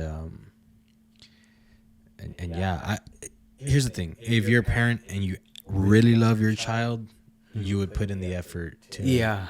to feed them better, healthier, wholesome foods. Yeah. Even though it's harder, Yeah. even though maybe the kids don't want it, it's a sacrifice. And if you truly love those people, Yeah. then you have to be willing. And to that's do the stuff. thing that my dad, because he was diabetic, because I started eating healthy, everybody started eating healthy. Yeah. And it takes a Yeah. household like my dad started eating more healthier. His health was getting more improved. Like he was getting more better, and he was more healthier. He was able to take walks. Nice. So he and that's the thing. Like that, I had a scare with him where one day we went to Home Depot, and this was like a while back. Probably like I was starting to really diet, and he wasn't into it yet. But then we went to Home Depot, and I left for a moment. I forgot what I was doing. I think I was looking for somebody, but then all of a sudden I come back, and I see him putting that manure bag on top of the cart, and then all of a sudden I just see him go like grabbing the cart, and he was like, this, like, Oh man. and I was like, hey Dad, what's wrong? He was like, no, I just feel dizzy, and se me bajó el azúcar. And I'm like, okay, let me go get your Coke. And then he just sat on. Yeah, so I got my dad a Coke, and then he felt okay afterwards. But then when once he drank it, he was like, he felt a little bit better. But it's just like, that's when I was like thinking to myself, like having a guilty conscience, like, what if I didn't go? Like, what if I just said like, no, Dad, I'm gonna go out, like I'm gonna go to the gym, or I'm gonna do something else, or I'm just gonna sleep or whatever. What if I just said no? And so that was like another thing where I was like, wow, like that could, if I don't take care of myself, or if I don't really take care of myself, I don't get to where I want to be, like I'm gonna end up like that. I end up like that. And then, like I just don't want that. So did he jump on the caveman diet? Oh yeah, he did. It was like, Is he on the paleo diet? yeah, right now? he's at the paleo diet as well, and Awesome. yeah. So I mean, there's a couple times where he'll have like a sandwich, but it's just like, hey, I told him this: I'd rather you have a higher success rate of eating healthy than a lower, because you're not gonna be perfect. No, and people, that's the thing. What people diet, they think they have to be so hard on themselves. Because I was like that. Yeah. I was like that too. It's kind of like, no, I cannot have that. Don't even like, no, I can't have that little crumb of cookie. I can have that little chip. Like, no. And like, you should be strict, but not to the point where you're like, it's a life or death situation. But in this case, for me, it kind of was because the thing is, like, I kept thinking about it. Like, people would tell me, because I used to work dealership every Friday and Saturday, barbacoa and pizza, donuts, and all pan dulce and all this stuff. And they were like, come on, dale, it's just one little bite. I mean, what's that gonna hurt? And like, I'm like, no, it's because you don't know. Like, I had that situation where I could have something, and it's like, it's not like, I know it won't affect me. I mean, it's not gonna affect you, but it's just, I don't want to fall back onto that wagon, because it tastes good. But then all of a sudden, I'll be like, then tomorrow I'll be like, well, I did have a pan dulce yesterday. I mean, I'm okay. And then I'll have a cookie. And a couple of days later, oh, it's a slice. I mean, what's going to be? And then all of a sudden, a few days later, a week later, I could have 2-3 slices. Yeah. And it's like a snowball. It just keeps getting bigger and bigger, and you're just back to square one. Yeah. And so that's a problem also with being too strict, is that once you fall off, or once you have like a binge cheat, let's say you eat a cookie. If you're too strict, then you go into like a panic mode where like, well, I cheated. What do I do now? And people think you can outwork a diet, but like, to me, it's kind of like, okay, you had a cookie, calm down. It's not gonna, I know you want to be hard on yourself. You'll get there. It's just, it's gonna take time. But, you've been, it doesn't take, it's not gonna losing weight's not gonna go overnight. It takes time. Yeah, It's for like, sure. you're gonna have your ups and downs. People think it's just a constant down, down, down, down. No. When I was losing weight, I was like, okay, 300, 280, 275. I mean, 275, and then back to 280, and then like back down. Then and it's just like it's a roller coaster. And then you'll sometimes have a day where you're going down, and all of a sudden you plateau. Yeah. And plateau is like that's where you are. I think that's where you see if you're mentally strong. Oh, yeah. Because if you plateau, because I plateaued, and it was tough because I just plateaued, and I was like, first month I was like, whoa, I gained body fat. Okay, what am I doing? And then like it stresses you because you're like, wait, I'm not getting too much. And then like the next month I plateaued again, and I'm gaining body fat. And I'm like, whoa, what's going on? It's already been 2 months. What's going on? And then like, so then you kind of just have to check yourself, like take a step back. Don't stress yourself. Stress does cause you to gain weight because I wasn't sleeping well at the time. Okay. Yeah. And it was like, I wasn't sleeping well. I was just like, I was just unhappy. Yeah. And so that's when I got I knocked out myself. I was like, no, that's it. I'm going to back to square one. Yeah. Let's go. And then I saw the first one, and then I went down, and better. That's good. Yeah. And the thing about that is that in the beginning, you have to understand you're going to see progress. Yeah. Because naturally, your body doesn't want that extra fat or that extra weight.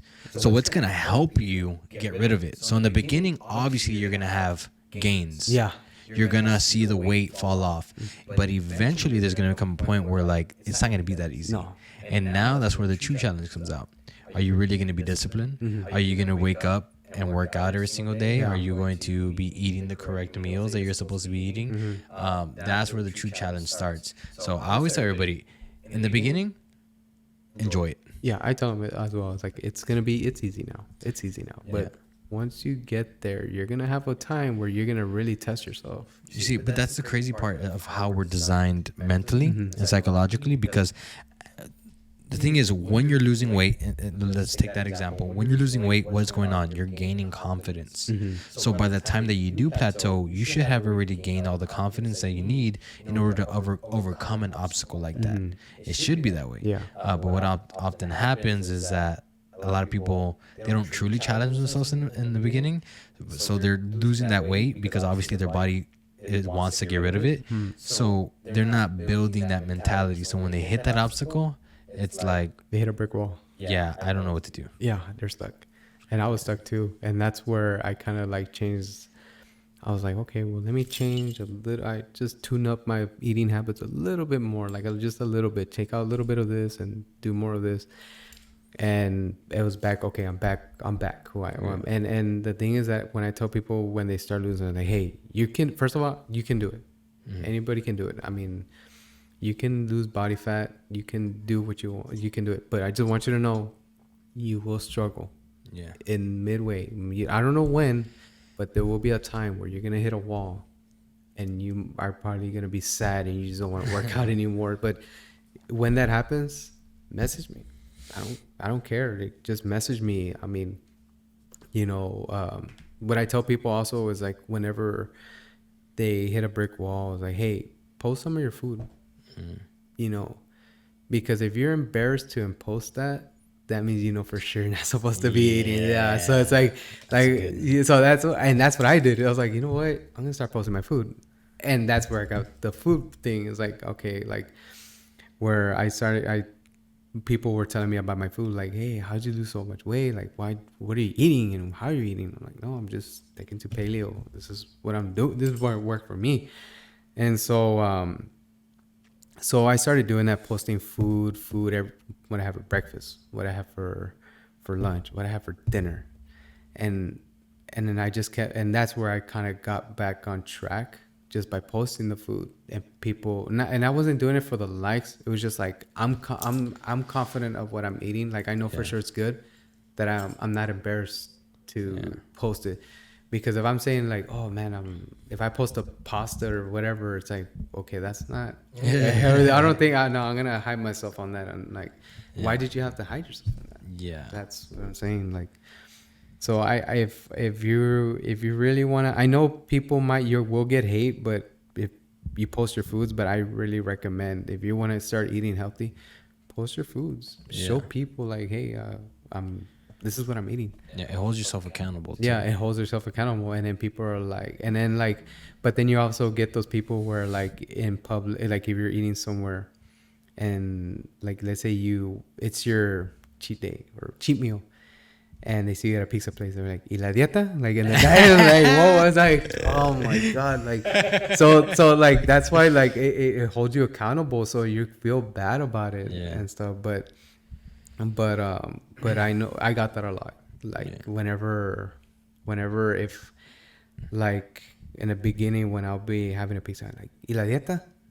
But the thing is that I looked at it, I was like, "Yeah, you know what? You're right. Just."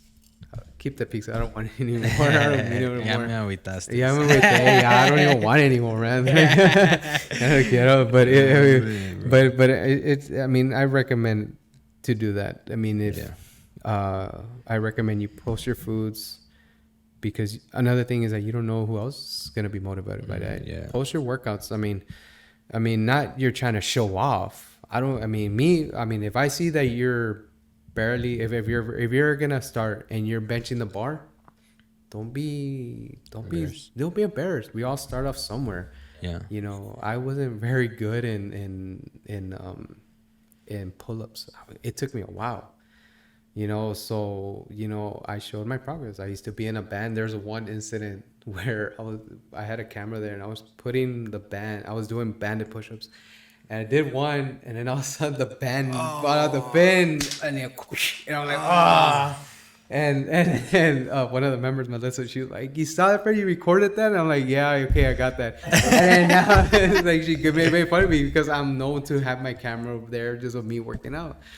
But now I can do pull-ups, That's crazy. So I mean, people feed off that where you start off from no experience or to not knowing how to do something to now. I mean, it helps people. It motivates them. Like, hey, if I can do it, you can do it.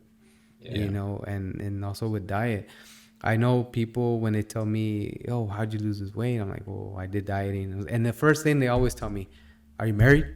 I'm like, "No, I'm not married." That's an excuse. Yeah, and it's like, "Do you have kids?"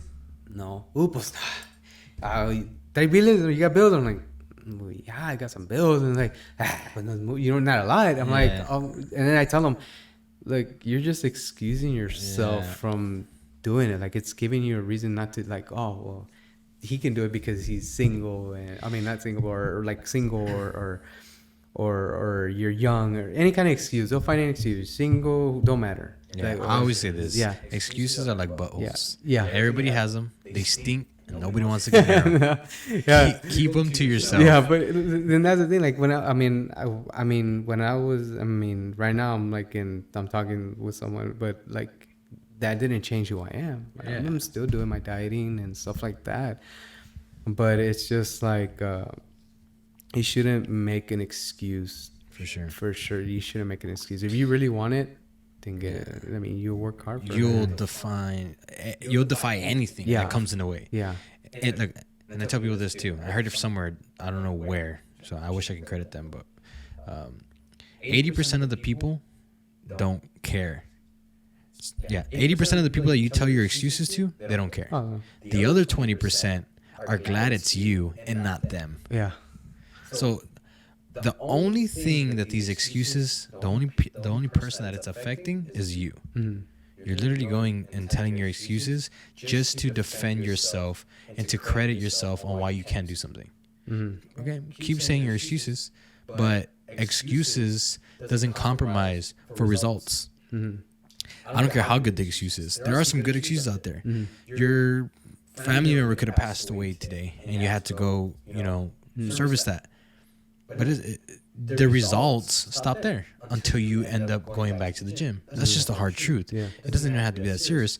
Now, think about that. That is real life stuff. Now you're waking up like, oh, am I going to go because I don't feel too good? Yeah. These excuses, right? Those are things, your results, your progress pauses right then and there. Yeah, I have days where I just didn't feel it, where I was like, I didn't feel it at all. There'll be like I missed only a handful, but there'll be days, and I'm not gonna lie, there'll be days where I just said, I'm tired, man. I'm tired because CrossFit is really tough on your body. Like yes, it's high intensity, functional movement, constant variable. But it's just like you get tired. Yeah. But the thing is that, I tell myself, just go 5 minutes, just go to the gym. And if you don't feel it, do the warm up. And if you don't want to, or go into a gym, try it for 5 minutes. And if you feel you're not into it, then go home.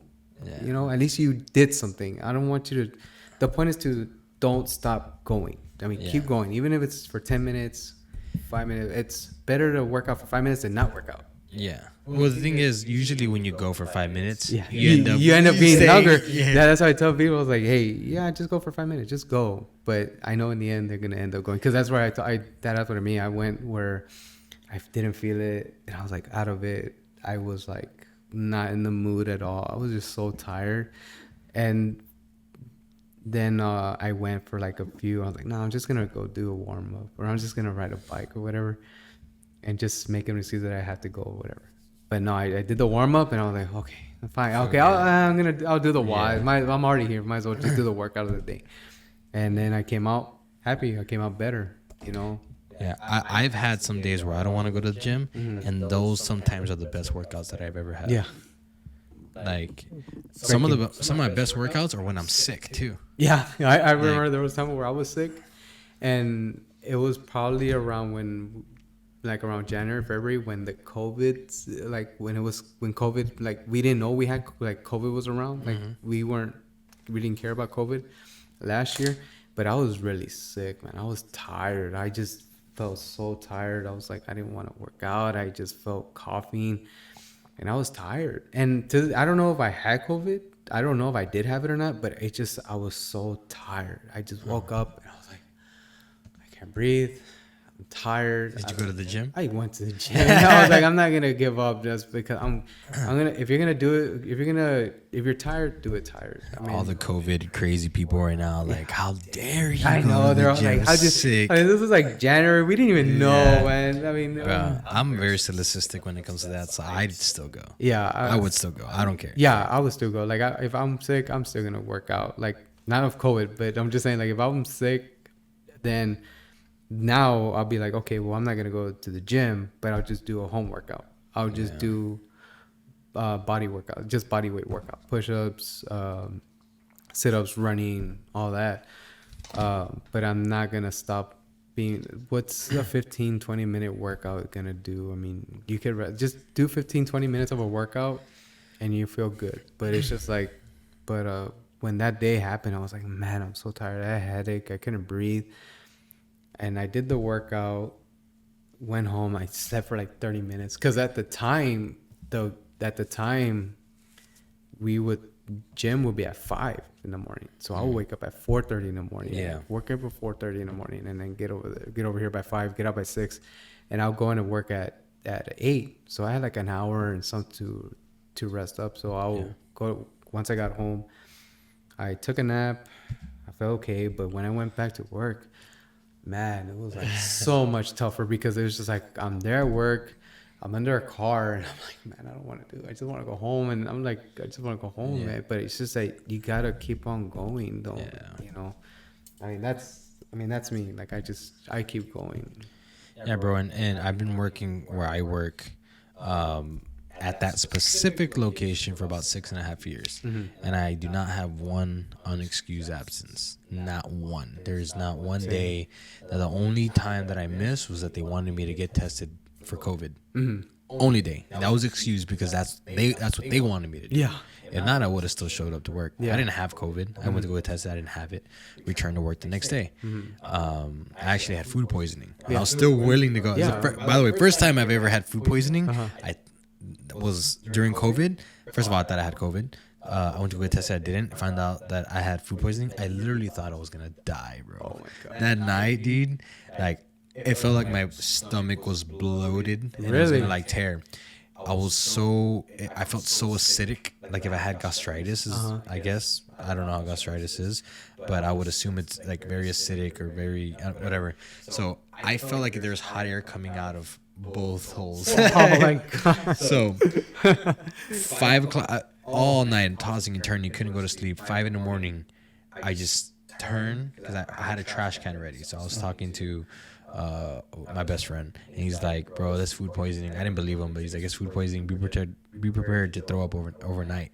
And I felt like throwing up, but I couldn't throw up. 5 in the morning, wake up, throwing up like crazy, and you can see steam out of the trash can. Oh man, It was that's crazy. How bad it was. But I felt great immediately Afterwards, right? Yeah, it was crazy. Yeah, it's like one of those people like whenever they like those people that are super drunk and, Yeah. and they like vomit.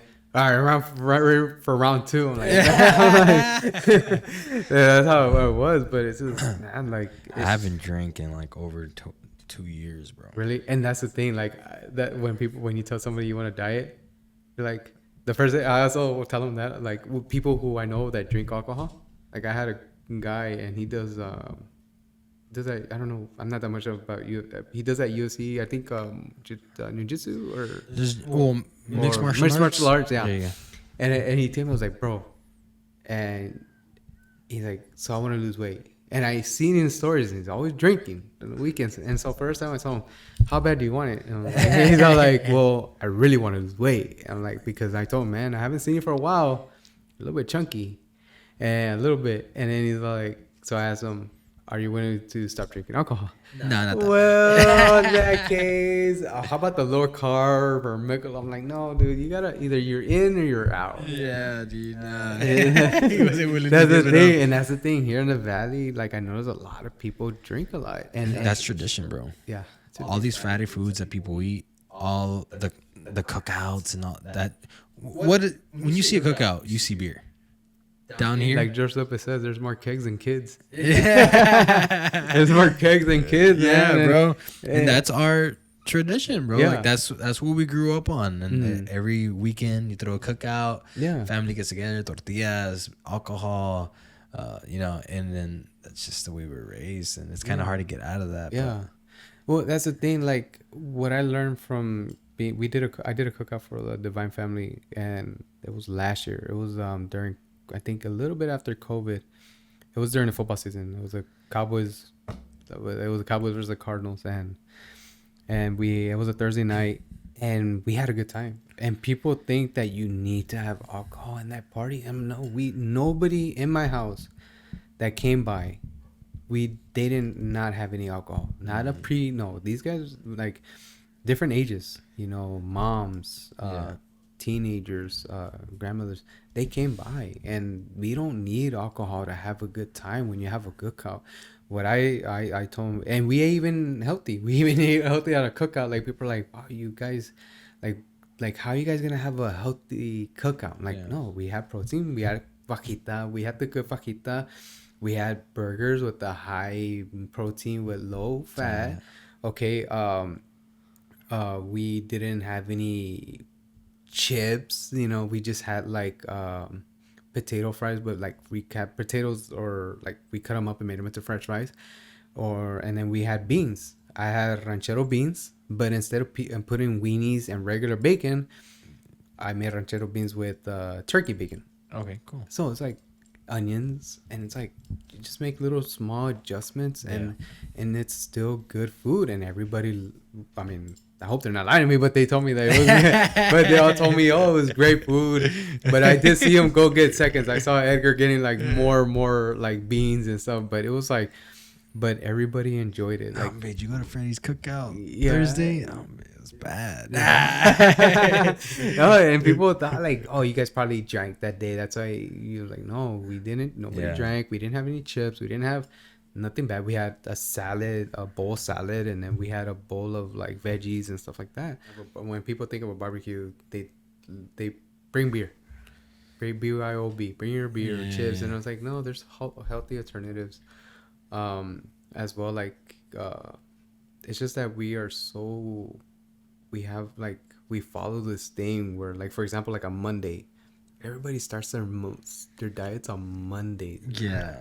Everybody's like, the first of the month. or the first day of the year. It's like, no, like you guys gotta stop that barrier. Like, if you want to start a diet, start tomorrow. Yeah. I mean, it's already night. Start tomorrow. And they'll like, and they'll do it on a Saturday, and they'll be like, they'll okay, I'll start tomorrow on Sunday, but then they wake up and they're like, they have that like it's like they just wake up, have to go get barbacoa in the morning. It's like a like just like a Culture. memory, muscle memory. Just Yeah, go. yeah. And it's like that's where you got to break the habit. It's just like make your Mondays now Sundays. Just break the habit, man. It's just it's really hard. I know it's hard to break a habit, but you just gotta keep it. You gotta. If you really want it, the reason has to outweigh the work. Mm-hmm. So like, if you have to ask yourself, why do I want a better lifestyle, a healthier lifestyle? Mm-hmm. And if it's truly important to you, Mm-hmm. doesn't matter what is going to come in the way, Mm-hmm. right? But it has to mean something to you. If it's your kids, because everybody has a different motive when it comes to fitness. Mm-hmm. For some people, it's because they want to feel more confident in themselves. Mm-hmm. For other people, it's they want to live long. That way they can see their children, or their Yeah. children's children, or they want to be able to be mobile at the age of 60. Yeah. For some people, it's job opportunities. For some people, they want to attract more women. Yeah, and that's where I kind of like think like when you're trying to attract somebody, I think that's where I tell them, hey, don't do it for a girl, man. Trust me, because do you want them to follow you up because of your body or because of you? You know, and I Yeah. tell them that, and it's like, like the girl I'm talking to, she's like, I told her like, she saw a picture of me that I was overweight, and she's like, and remember she's like, you know, you're cute when you're chubby. And I'm like, and I was like, oh, okay, so she likes who I am. But I'm just saying, it's like you shouldn't. I mean, to me, that's my opinion. I think you shouldn't want to lose body fat or lose weight for a woman or for the opposite of sex. You know, do it for you, because in the end, what happens if that person just leaves you because you gained a little bit of weight? Like, what's gonna happen? Are you gonna go back to the way you were because you're so sad that they left you because you don't have that six pack or you don't have that style or that body anymore? Got you. Now I feel like it can be like an initial motive, like I want to be more attractive, or I want to impress this person, right? But I feel like what you'll learn, a mature person would learn along the way, is like it was never really about that girl, or it was never really about those girls. Along the way, you start to learn that, like, man, I'm a powerful person, and I treasure myself as that. And so if you learn that along the way, then you won't have the trouble of like just wanting to impress girls in the long run. But yeah, that can be dangerous, especially because the fact of the matter is that we're all gonna get older, and testosterone's gonna go down. Yeah. And depending on whether if you're ectomorph, mesomorph, or an endomorph, your body is gonna return to its natural state. So if you're an ectomorph, you're gonna get skinny when you're older. If you're a mesomorph, you're gonna be a medium-sized person. If you're an endomorph, guess what? You're gonna be fat when you get older. That's just the way we are. So. Is that person gonna be with you? When you're at your worst. Exactly. Yeah, it's physically like that. Like that's what I was like. That's the thing. Like I know a lot of guys do that, and we females too. They do that. I know because I know a couple women. They tell me like, no, because I want a good guy. I'm like, yeah, but you know, do you want the person to like you for you, or you know, I don't know. Like, I just feel like you shouldn't use that. I don't know, as a motivation. Yeah, like you said, maybe that could be a starter. Yeah. But but the thing is, at one point when you're working out, you kind of want to give up. That's where you have to ask yourself, because there's times where I just want to give up and binge like a whole week. But I tell myself like, why did I start? Why did I start working out? And it's like, and I remind myself, it's because I was close to that situation. You know? Yeah, and I guess you're right, because if you do it for a girl and then you get the girl, then the motivation goes away. Yeah. So I tell everybody also, train yourself how to be disciplined over motivation. Because motivation comes and goes. You can get motivated watching a YouTube video. Or song or anything. Exactly. But there's a saying that goes easy come, easy go. Mm-hmm. That's the way motivation is. Mm-hmm. You get motivated and it's okay. For instance, let's say you're motivated on Sunday and you're like, tomorrow on Monday, I'm going to start.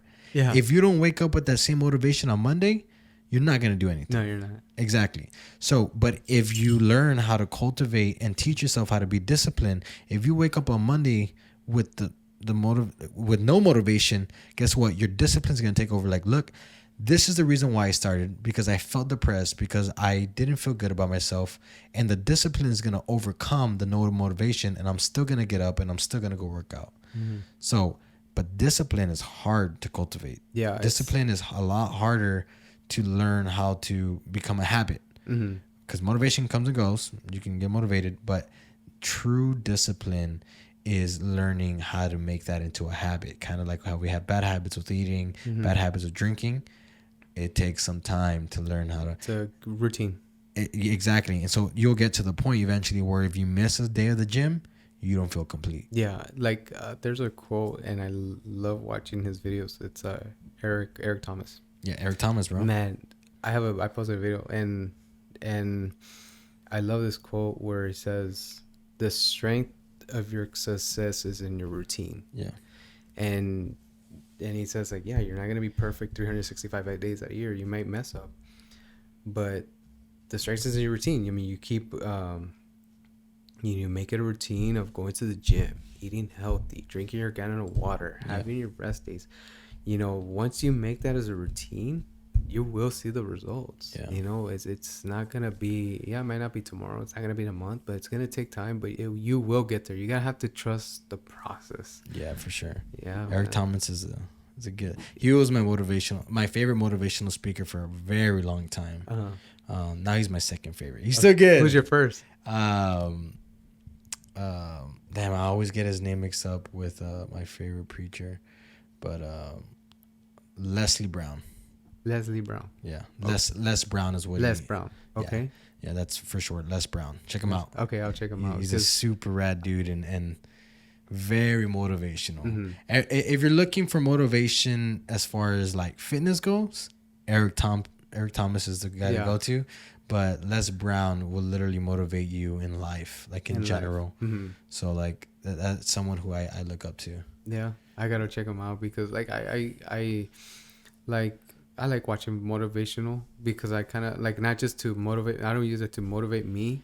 I mean, let's not get it wrong. Motivation's not bad. Yeah, it's not motivation bad. It's not bad. Yeah. It's just like I'm like, wow, like that's a good saying to say. So if I ever meet someone, like, hey, I remember this quote from Les Brown or Eric Thomas. Yeah. Like, hey man, I heard this from this. Like you told me before about other quotes. I learned. You tell that when you feel like that quote needs to be told to someone, and maybe that's a spark. Yeah, for and sure. then all of a sudden it gets rolling. I mean, it sparks it, but then as time goes on, you'll find a discipline to hold yourself accountable later. Yeah, motivation is not bad by any means. I never said I don't want that to be misconstrued, but motivation is a good thing. So try to stay motivated regardless. Find ways to motivate yourself, but also learn how to be disciplined. Yeah. I tell you, always know your why. Yes, know your why. Know your why. Yeah. Like when you don't want to go to the gym, always ask yourself, why did you go to the gym? Okay, so I butchered my saying, and when I told you, what I meant to say was the why should outweigh the work, is what I meant to say. Okay. So the reason why you started should really weigh more than everything that's gonna hurt along the way, because if the why is important enough, it can overcome everything else. Yeah, I butchered it a little bit. Yeah, because I mean, there's times where, like I said, there's times where I just don't want to feel like your time, and you've had it there where you don't want to go. But when I was trying to lose body fat, it'll be my why. I'll be like, okay, why? Like, okay, because I just don't want to go to the hospital. I don't want to see my mom how the way she was sad, and I don't want to scare my parents, and I don't want my sister to be hurt, or I don't want to be a disappointment. Like, I don't want to be where, like, I mean, it sucks that I pass away because I was unhealthy. Yeah. It's like, wow, like, I don't want to die. Like, when I was on the way, I asked myself, is this how I'm gonna leave? Yeah. Like, imagine like you're not being here anymore because you just Refuse to take care of yourself. take care of yourself. You know, and there's people that tell me like, well, what's the point of dieting if you're gonna die Die sooner? anyways. No, bro. Yeah, That's an ignorant way. that's the thing. And I tell people, well, the thing is that I tell people it's like, yeah, we're all gonna die, but I'd rather not struggle. Yeah. You know, throughout my whole life, that I'd rather not live my life of eating. I'm not. I don't want to eat off pills. Like that's how the way I'm gonna eat. Like keep myself survive is just by eating pills. I'd rather just like eat healthy. Yeah. So here's what they're doing with that mentality. That's a survival mentality. Mm-hmm. That's not a thriving mentality. When you're living life like, oh, well, I'm gonna die someday, it doesn't matter. You're literally just surviving as a human being. Mm-hmm. Now, someone with a strong mindset would say, yeah, I can live like that person, but I want the best out of my life. I want to become the best version of me that I can possibly become. And once you get rid of that weak mindset and jump over here, that's when you start to become the person that you were meant to become on this earth. And that's when the true potential your true potential is unlocked. Yeah, because if I compare myself to like 2 years ago to now, if I were to go, like, I want to take a vacation, which when I went to that Spartan race in Barrett, Texas, outside of Austin, when I walked around, when we and her, we went walking around in Austin, and we went to different places, and we went to Houston. I felt like if I was like that 2 years ago, I would be tired of walking. Like, can we sit down? Like, I just felt like I wouldn't be able to explore. Oh, yeah. You won't be able to explore, because I thought about that when I was on the way back home. When we were coming back on the way home, I was like, man, if I was 2 years ago like this, 3 years ago, I would have never probably walked as much. I would be just like, no, I just want to stay in the hotel. Yeah. Let's just order. Get a 64 ounce. 64 ounce and give me a pizza. Let's just eat from. No, we went out. We walked around 6th Street, which I never been to 6th Street in Austin, because I never was able, because like I said, in my past relationship, I was not allowed to like go out of town or anything. It was like, if I went to Walmart with my dad, why are you over there? La tóxica. Man. I swear, man. It was like, tóxica, man. It was so bad. And so that's why when people tell me, you never been to Austin? No. Dude. The farthest I ever went? Harlingen, Texas. No, only the farthest I ever went when I was with that person, with that girl, man. It was like the farthest I was San Juan. No, bro. And it was just for church. For church. Bro, you're kidding. Yeah, and so like if I wanted to go to like, if my parents would tell me like, let's go to Monterrey, and I love Monterrey, I love going to Mexico. Why? How long are you gonna be over there? I'm like, I'm just gonna be with my family. Take pictures. I'm like, oh no, like I'm like, okay. I was like, all right, never mind, I won't go. And then after work, I would have to go to her house and just be over there. It's either be at her, once I get her work, I gotta be over there. Yeah. And so I was just so in this bubble, like I wasn't able to go. So now it's like, I think that's what also caused me to gain so much weight throughout the time, because we're always eating out. Because relationships, I know that if you're in a relationship, they tell me that when you're married, you do gain a lot of weight. Yeah, I did, bro. I gained like 40 pounds. No, but you're going to lose it. You're going to lose it. I mean, you're going to lose it. You can do it. It's just like, it was just so tough. And now I ask myself when we're on the way back, and it's like, man, I would have never been able to do any of this, like physical, like able to walk. Yeah, man. Austin, be able to do all these physical activities, able to run. I wasn't able to do that. Did you party in Austin? No, man. I was too tired, because the thing is that that 10K run, that 29 obstacles, I went and I told her, I was like, okay, I'm hungry. Can we go get a steak? Like, I was like, I want a steak. I'm hungry. So we went and get a steak, and I didn't eat like a lot. I didn't go pig myself out. Like, I didn't go like, oh, give me like 10, 20 slices of pizzas or anything. Like, no, I kept eating the other way. Just a little bit more. Like, instead of a 6 ounce, I ate a 12 ounce steak. I didn't have any bread. I had a little bit more veggies than usual because I just burned so much calories that day. According to my whoop, I burned so much. And then the following day, I was just tired. I was just like this. There'll be pictures of me where we went to Houston, and I look at myself and I'm like, man, I was dead because I looked like a scorpion. I was like this because I was so tired, man. It got out of you. But then I was like, man, I did some activity when I did the obstacle courses in Spartan. There were obstacles that I never thought I would be able to do. Never. Like I didn't think I would never ever do those things. Matter of fact, I didn't even think I was gonna make it. Yeah. But you made it. I made it, man. It was awesome, and I was like, once I got to the finish line, I just turned around and I don't care who they were. I just started high-fiving people, like people from all over, and just congratulating them. And I saw all the members. I was more happy because we all made it. Like we went through the same obstacle. It was tough, man. Yeah. That was tough. And when I found out more about Spartan, there's a tougher one. There's like a 50K, a 25K one, and I was like, when I saw that, I was like, you know what, I want to do that. Yeah. And back then I would have never told myself I would do that. But I told myself I would want to do that. I want to do a 50K run. I want to do a 25K run. That's cool, man. So it's like it makes me feel like I can continue. Like it pushes me to continue working on myself, like physically. Yeah. Doing more things. That's cool, man. So how'd you like 6th Street? The what? How'd you like 6th Street? What did y'all do there? You just I'm a type of person where I like to plan things. So I told her like, hey, we're gonna go eat this sushi place, and it was like we went, and I went to TikTok before we went. I was like, I went through TikTok and took visits to places, and all that. And then I did that. I went there, and we didn't make it on time, or like to this Chinese place. Yeah. And I was like, all right. Well, we kept on walking, and then we went to this fancy restaurant. And first of all, I never valeted before in my life. Okay. So I valeted, and I was like, how much? Like, $12. I'm like, okay, I guess that's how valet is.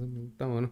So then I parked the car, and then we went into the steak. We went to eat, and I mean, it was a nice restaurant because I heard there was a guy that was singing, and he was singing real good, and it was like jazz music. Okay. And I was like, man, it was real good. We both loved it. And then once we got the price, we got the receipt, and it wasn't because I was like, whoa, it wasn't because we were like, wow, we're stingy with money or anything. It was just like, I was kind of, wow. Like, I was like, whoa. So my steak was like $40. Oh, that's pretty cool. I was like, man, I traced it. I was like, wow, my veggies, my what do you call those? Asparagus was for $15. Oh, that's cool. And I was like, man, and I was like, wow, Roadhouse would have been like a quarter of that, probably, or half of that. And so between me and her, with tip, just me and her, it was $120. And I'm not gonna lie, it was the best, like, money well spent, because it's something I never thought I never thought I would be in Austin. I would never thought I would have been in Houston. Yeah, it's all about the experience. Yeah, it's experience, and I physically would. And that's what I'm saying. Like, physically back then, I would have never thought I'll be able to last, like, being up, walking around, be able to physically do any of this. That's a beautiful thing. Yeah, because I mean, I think that's why we should all be healthy and try to eat right, be more physical, because I think we should be thankful that we have legs that we can travel the world. Yeah, bro. And that's probably my biggest motive, is that I get up and do and work out because there are people out there that don't have the privilege to do that. Mm-hmm. There's people born with disabilities. Yeah. There's people that have been in freak accidents, such as car accidents, that their legs get cut off. Bro, you know how much those people would enjoy to be able to walk again, to be able to squat again, to be able to do all these exercises that we take for granted. We're on the couch watching Netflix for 6 hours a day. You know, I don't watch television, by the way. Yeah. Oh, I rarely now, man. Now that I'm working and studying and all this stuff, I rarely watch TV now. And if I do, I just watch The Office.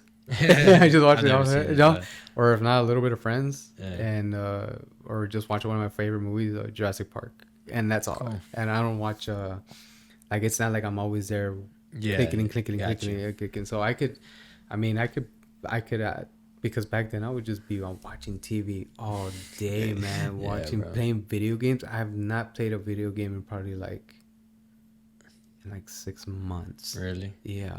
I very recently gave up gaming. I don't know if you Yeah. can tell. No, bro, I but saw I'm that a- you have like, I think that brand is like, that brand looks familiar. Alienware. Alienware. Yeah, because I seen it, because I seen that in Best Buy. I seen that they play, or that's the Yeah, game. bro. So I'm a little. Before this, I was a streamer. So Yeah. like, I would stream and stuff like that. Really? But I took on podcasting. I was like, okay, I need to.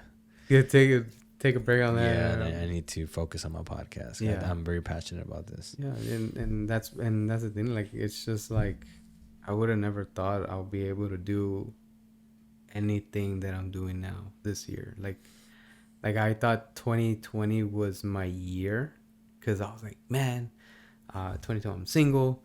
I'm exercising. I'm making so much money, whatever.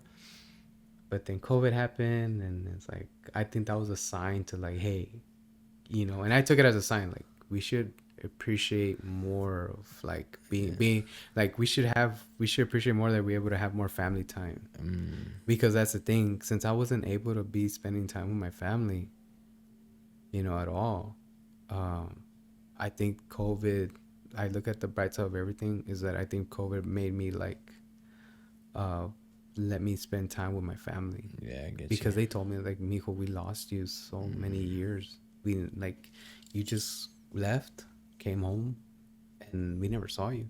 Yeah. And it's like, we got our son back, and it's like, and I got to spend more time with my family, and more family time, and whenever I have, like, I'm not busy or anything, we watch a movie together and stuff like that. Like, the last thing that we did was watch Mortal Kombat, but it was in Spanish, so I don't have much Spanish, but at least I got to spend time with my family, my mom, my dad, and my sister. We all got to spend time with them.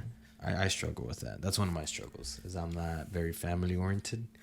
So like, I get it from all sides of my family. My dad, my mom, my brother, my sister. You never spend time with us. It's not because I don't love them. It's just I struggle with that. And I'll be honest with you. It's something that I'm trying to work on, and trying to spend more time with my family, because I know one day I will regret it. Yeah. And I'm telling you, from a guy that never got to do that. Like, I last like a lot of years of not spending time with my family. I truly, like, I recommend, like, set a date every month, or however your schedule is. Like, okay, on this day I want to spend time with my family. Get with them, like, hey, I want to spend time with you guys. Let's have a cookout, or let's go to the McAllen Mall. Just 2 hours or 3 or 4 hours, just little times, because you're right. Like, I regret not spending time with my family. I miss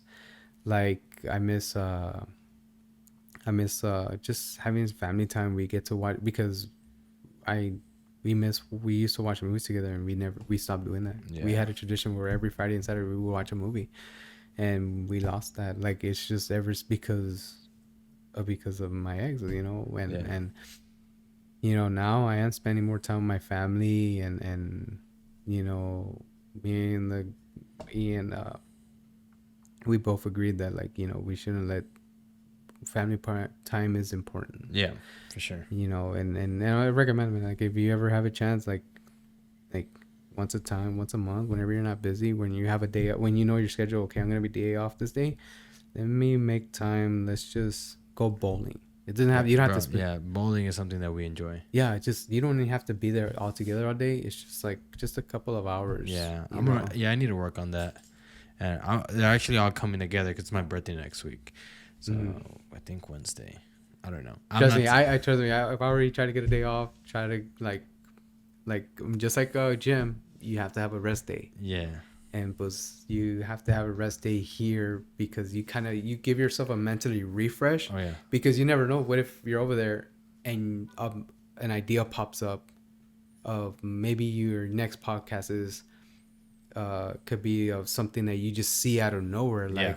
maybe you see a girl that a kid that's dressed as like a that's 10-year-old. Maybe you see a 12-year-old that's dressed like, or 5-year-old or 7-year-old that's dressed like an 18-year-old with a sports ball. Maybe that would be like, should kids be able to dress older or younger? I mean, you never know. I mean, That's a show. I'm just saying. I mean, don't you agree? Like, there's kids Yeah. out there that dress like they're adults. I mean, I seen pictures on Facebook where I see kids with fingernails, heels, and like, whoa, like I don't know, like I think kids should be dressed how the way we were as kids. You know, Yeah. we had Converse or sneakers and jeans, and you know, we didn't have that Yeah. back then. It's But different now times, kids man. are It's like, crazy. kids now are just like Instagram, like trying to just like Instagram models. I mean, Yeah. they're seeing like, it's just, I don't know, like I don't think you should. I mean, I don't know. If I had a daughter, I wouldn't want my daughter to be like in a 2-piece and Yeah, modesty is definitely going out the window. yeah, and that's the thing. Like, you never know. I mean, maybe something pops up, and that's where, you know. Yeah, I agree with that 100%. I was actually watching a podcast the other day, and they were talking about how people need to learn how to be bored, because everybody talks about, oh, you shouldn't have any time to, like, you should be always active, always busy, always busy. What people forget is that the best ideas happen when you're bored, or when you're relaxing, or when you're just taking some time off. When you're always running, your mind can't think of new ideas. Yeah, you don't take, and that's what I think COVID did. It's like, for me, it's just, it made me like, okay, yeah, you're in fitness, but it made me take a step back and we're like, okay, wow, like, okay, I should spend time with my family more. Yeah. You know what I mean? And I took that advantage, like, okay, I'm gonna spend time with my family. So when we're locked down, dad, mom, hey, let's watch a movie. Yeah. Or hey sis, let's you wanna work out with me? You know, we try to do activities and we That's just good. learn more about each other. And there was like I said, there was that point where my mom, she did cry because she just like, wow, like my son is, you're back home. And Yeah. also my other family members are like, pues Freddy, nunca viniste, you're never here, te perdiste, and you're gone. I think I posted one time, like, if you didn't learn anything about yourself during COVID, then you just lost the biggest opportunity. Because I learned a lot about myself, that you know physically and mentally. Yeah. And I I- actually stayed busy because we, at the store that I work at, we stayed open, and I'm a general manager. So I'm constantly busy, hiring people. Like, I was having to deal with the whole COVID situation hands on. Yeah. People were too scared to come and work. So I had to hire more people, or I had, you know what I mean? It just, Yeah. I stayed busy COVID. I was like, Yeah, dang. yeah, because when they told me to go home, and my boss at the time, he's like, Freddie, I know you're a hard worker. Okay, I know you come every day, so you work a lot. So, I'm gonna tell you, the government just did a thing where if you go home, they will give you they'll pay for your Like, unemployment or whatever. unemployment, Yeah. So it's like, we're not gonna let you go. And first thing, I was kind of worried because I was like, why am I being called in the office? And it's like, no, you're the first person that we're talking to, and we want you to go home.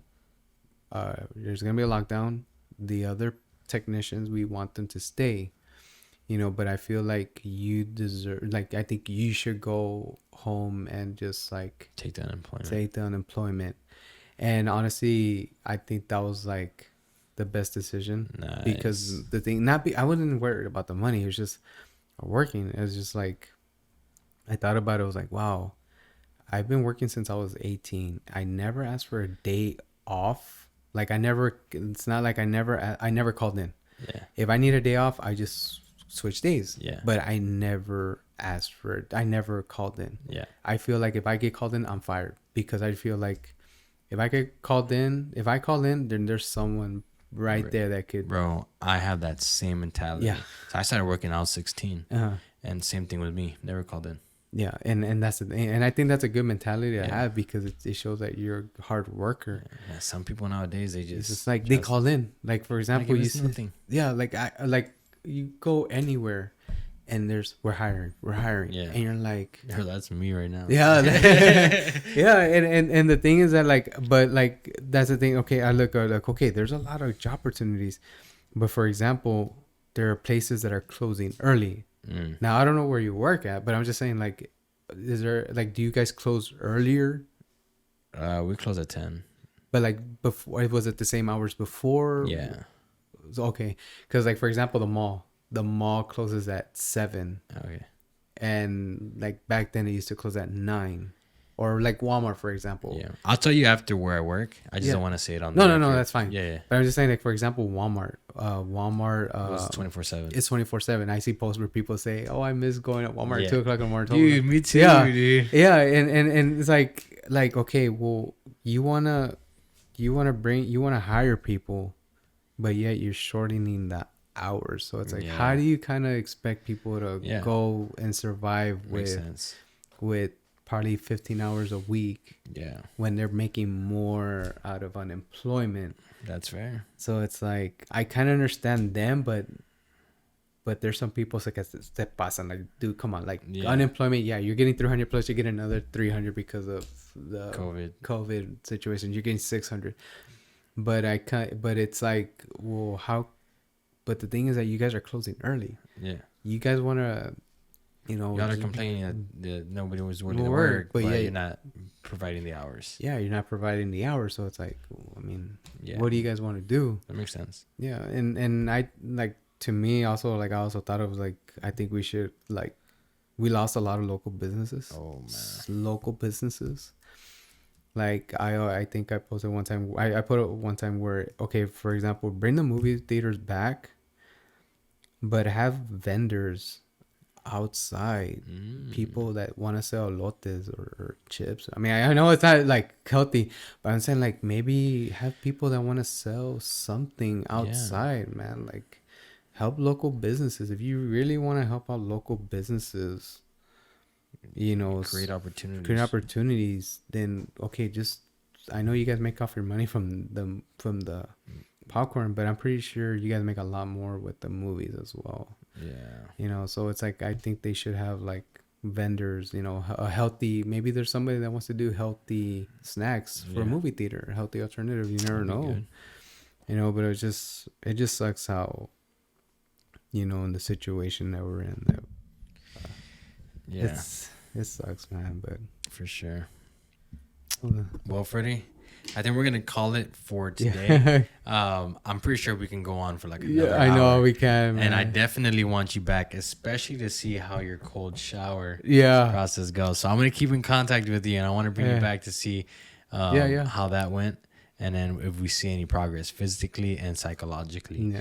And then I definitely want you back just in general. Okay. If it's not for that, we can talk about Yeah, man. several things, which we did now. Like we were going on different tangents. Yeah, we went to different things. I mean, we were talking about fitness, but it's just, you know, talking about life. And I think we went from gym. Well, I mean, fitness helps us change our lives, man. I mean, healthy.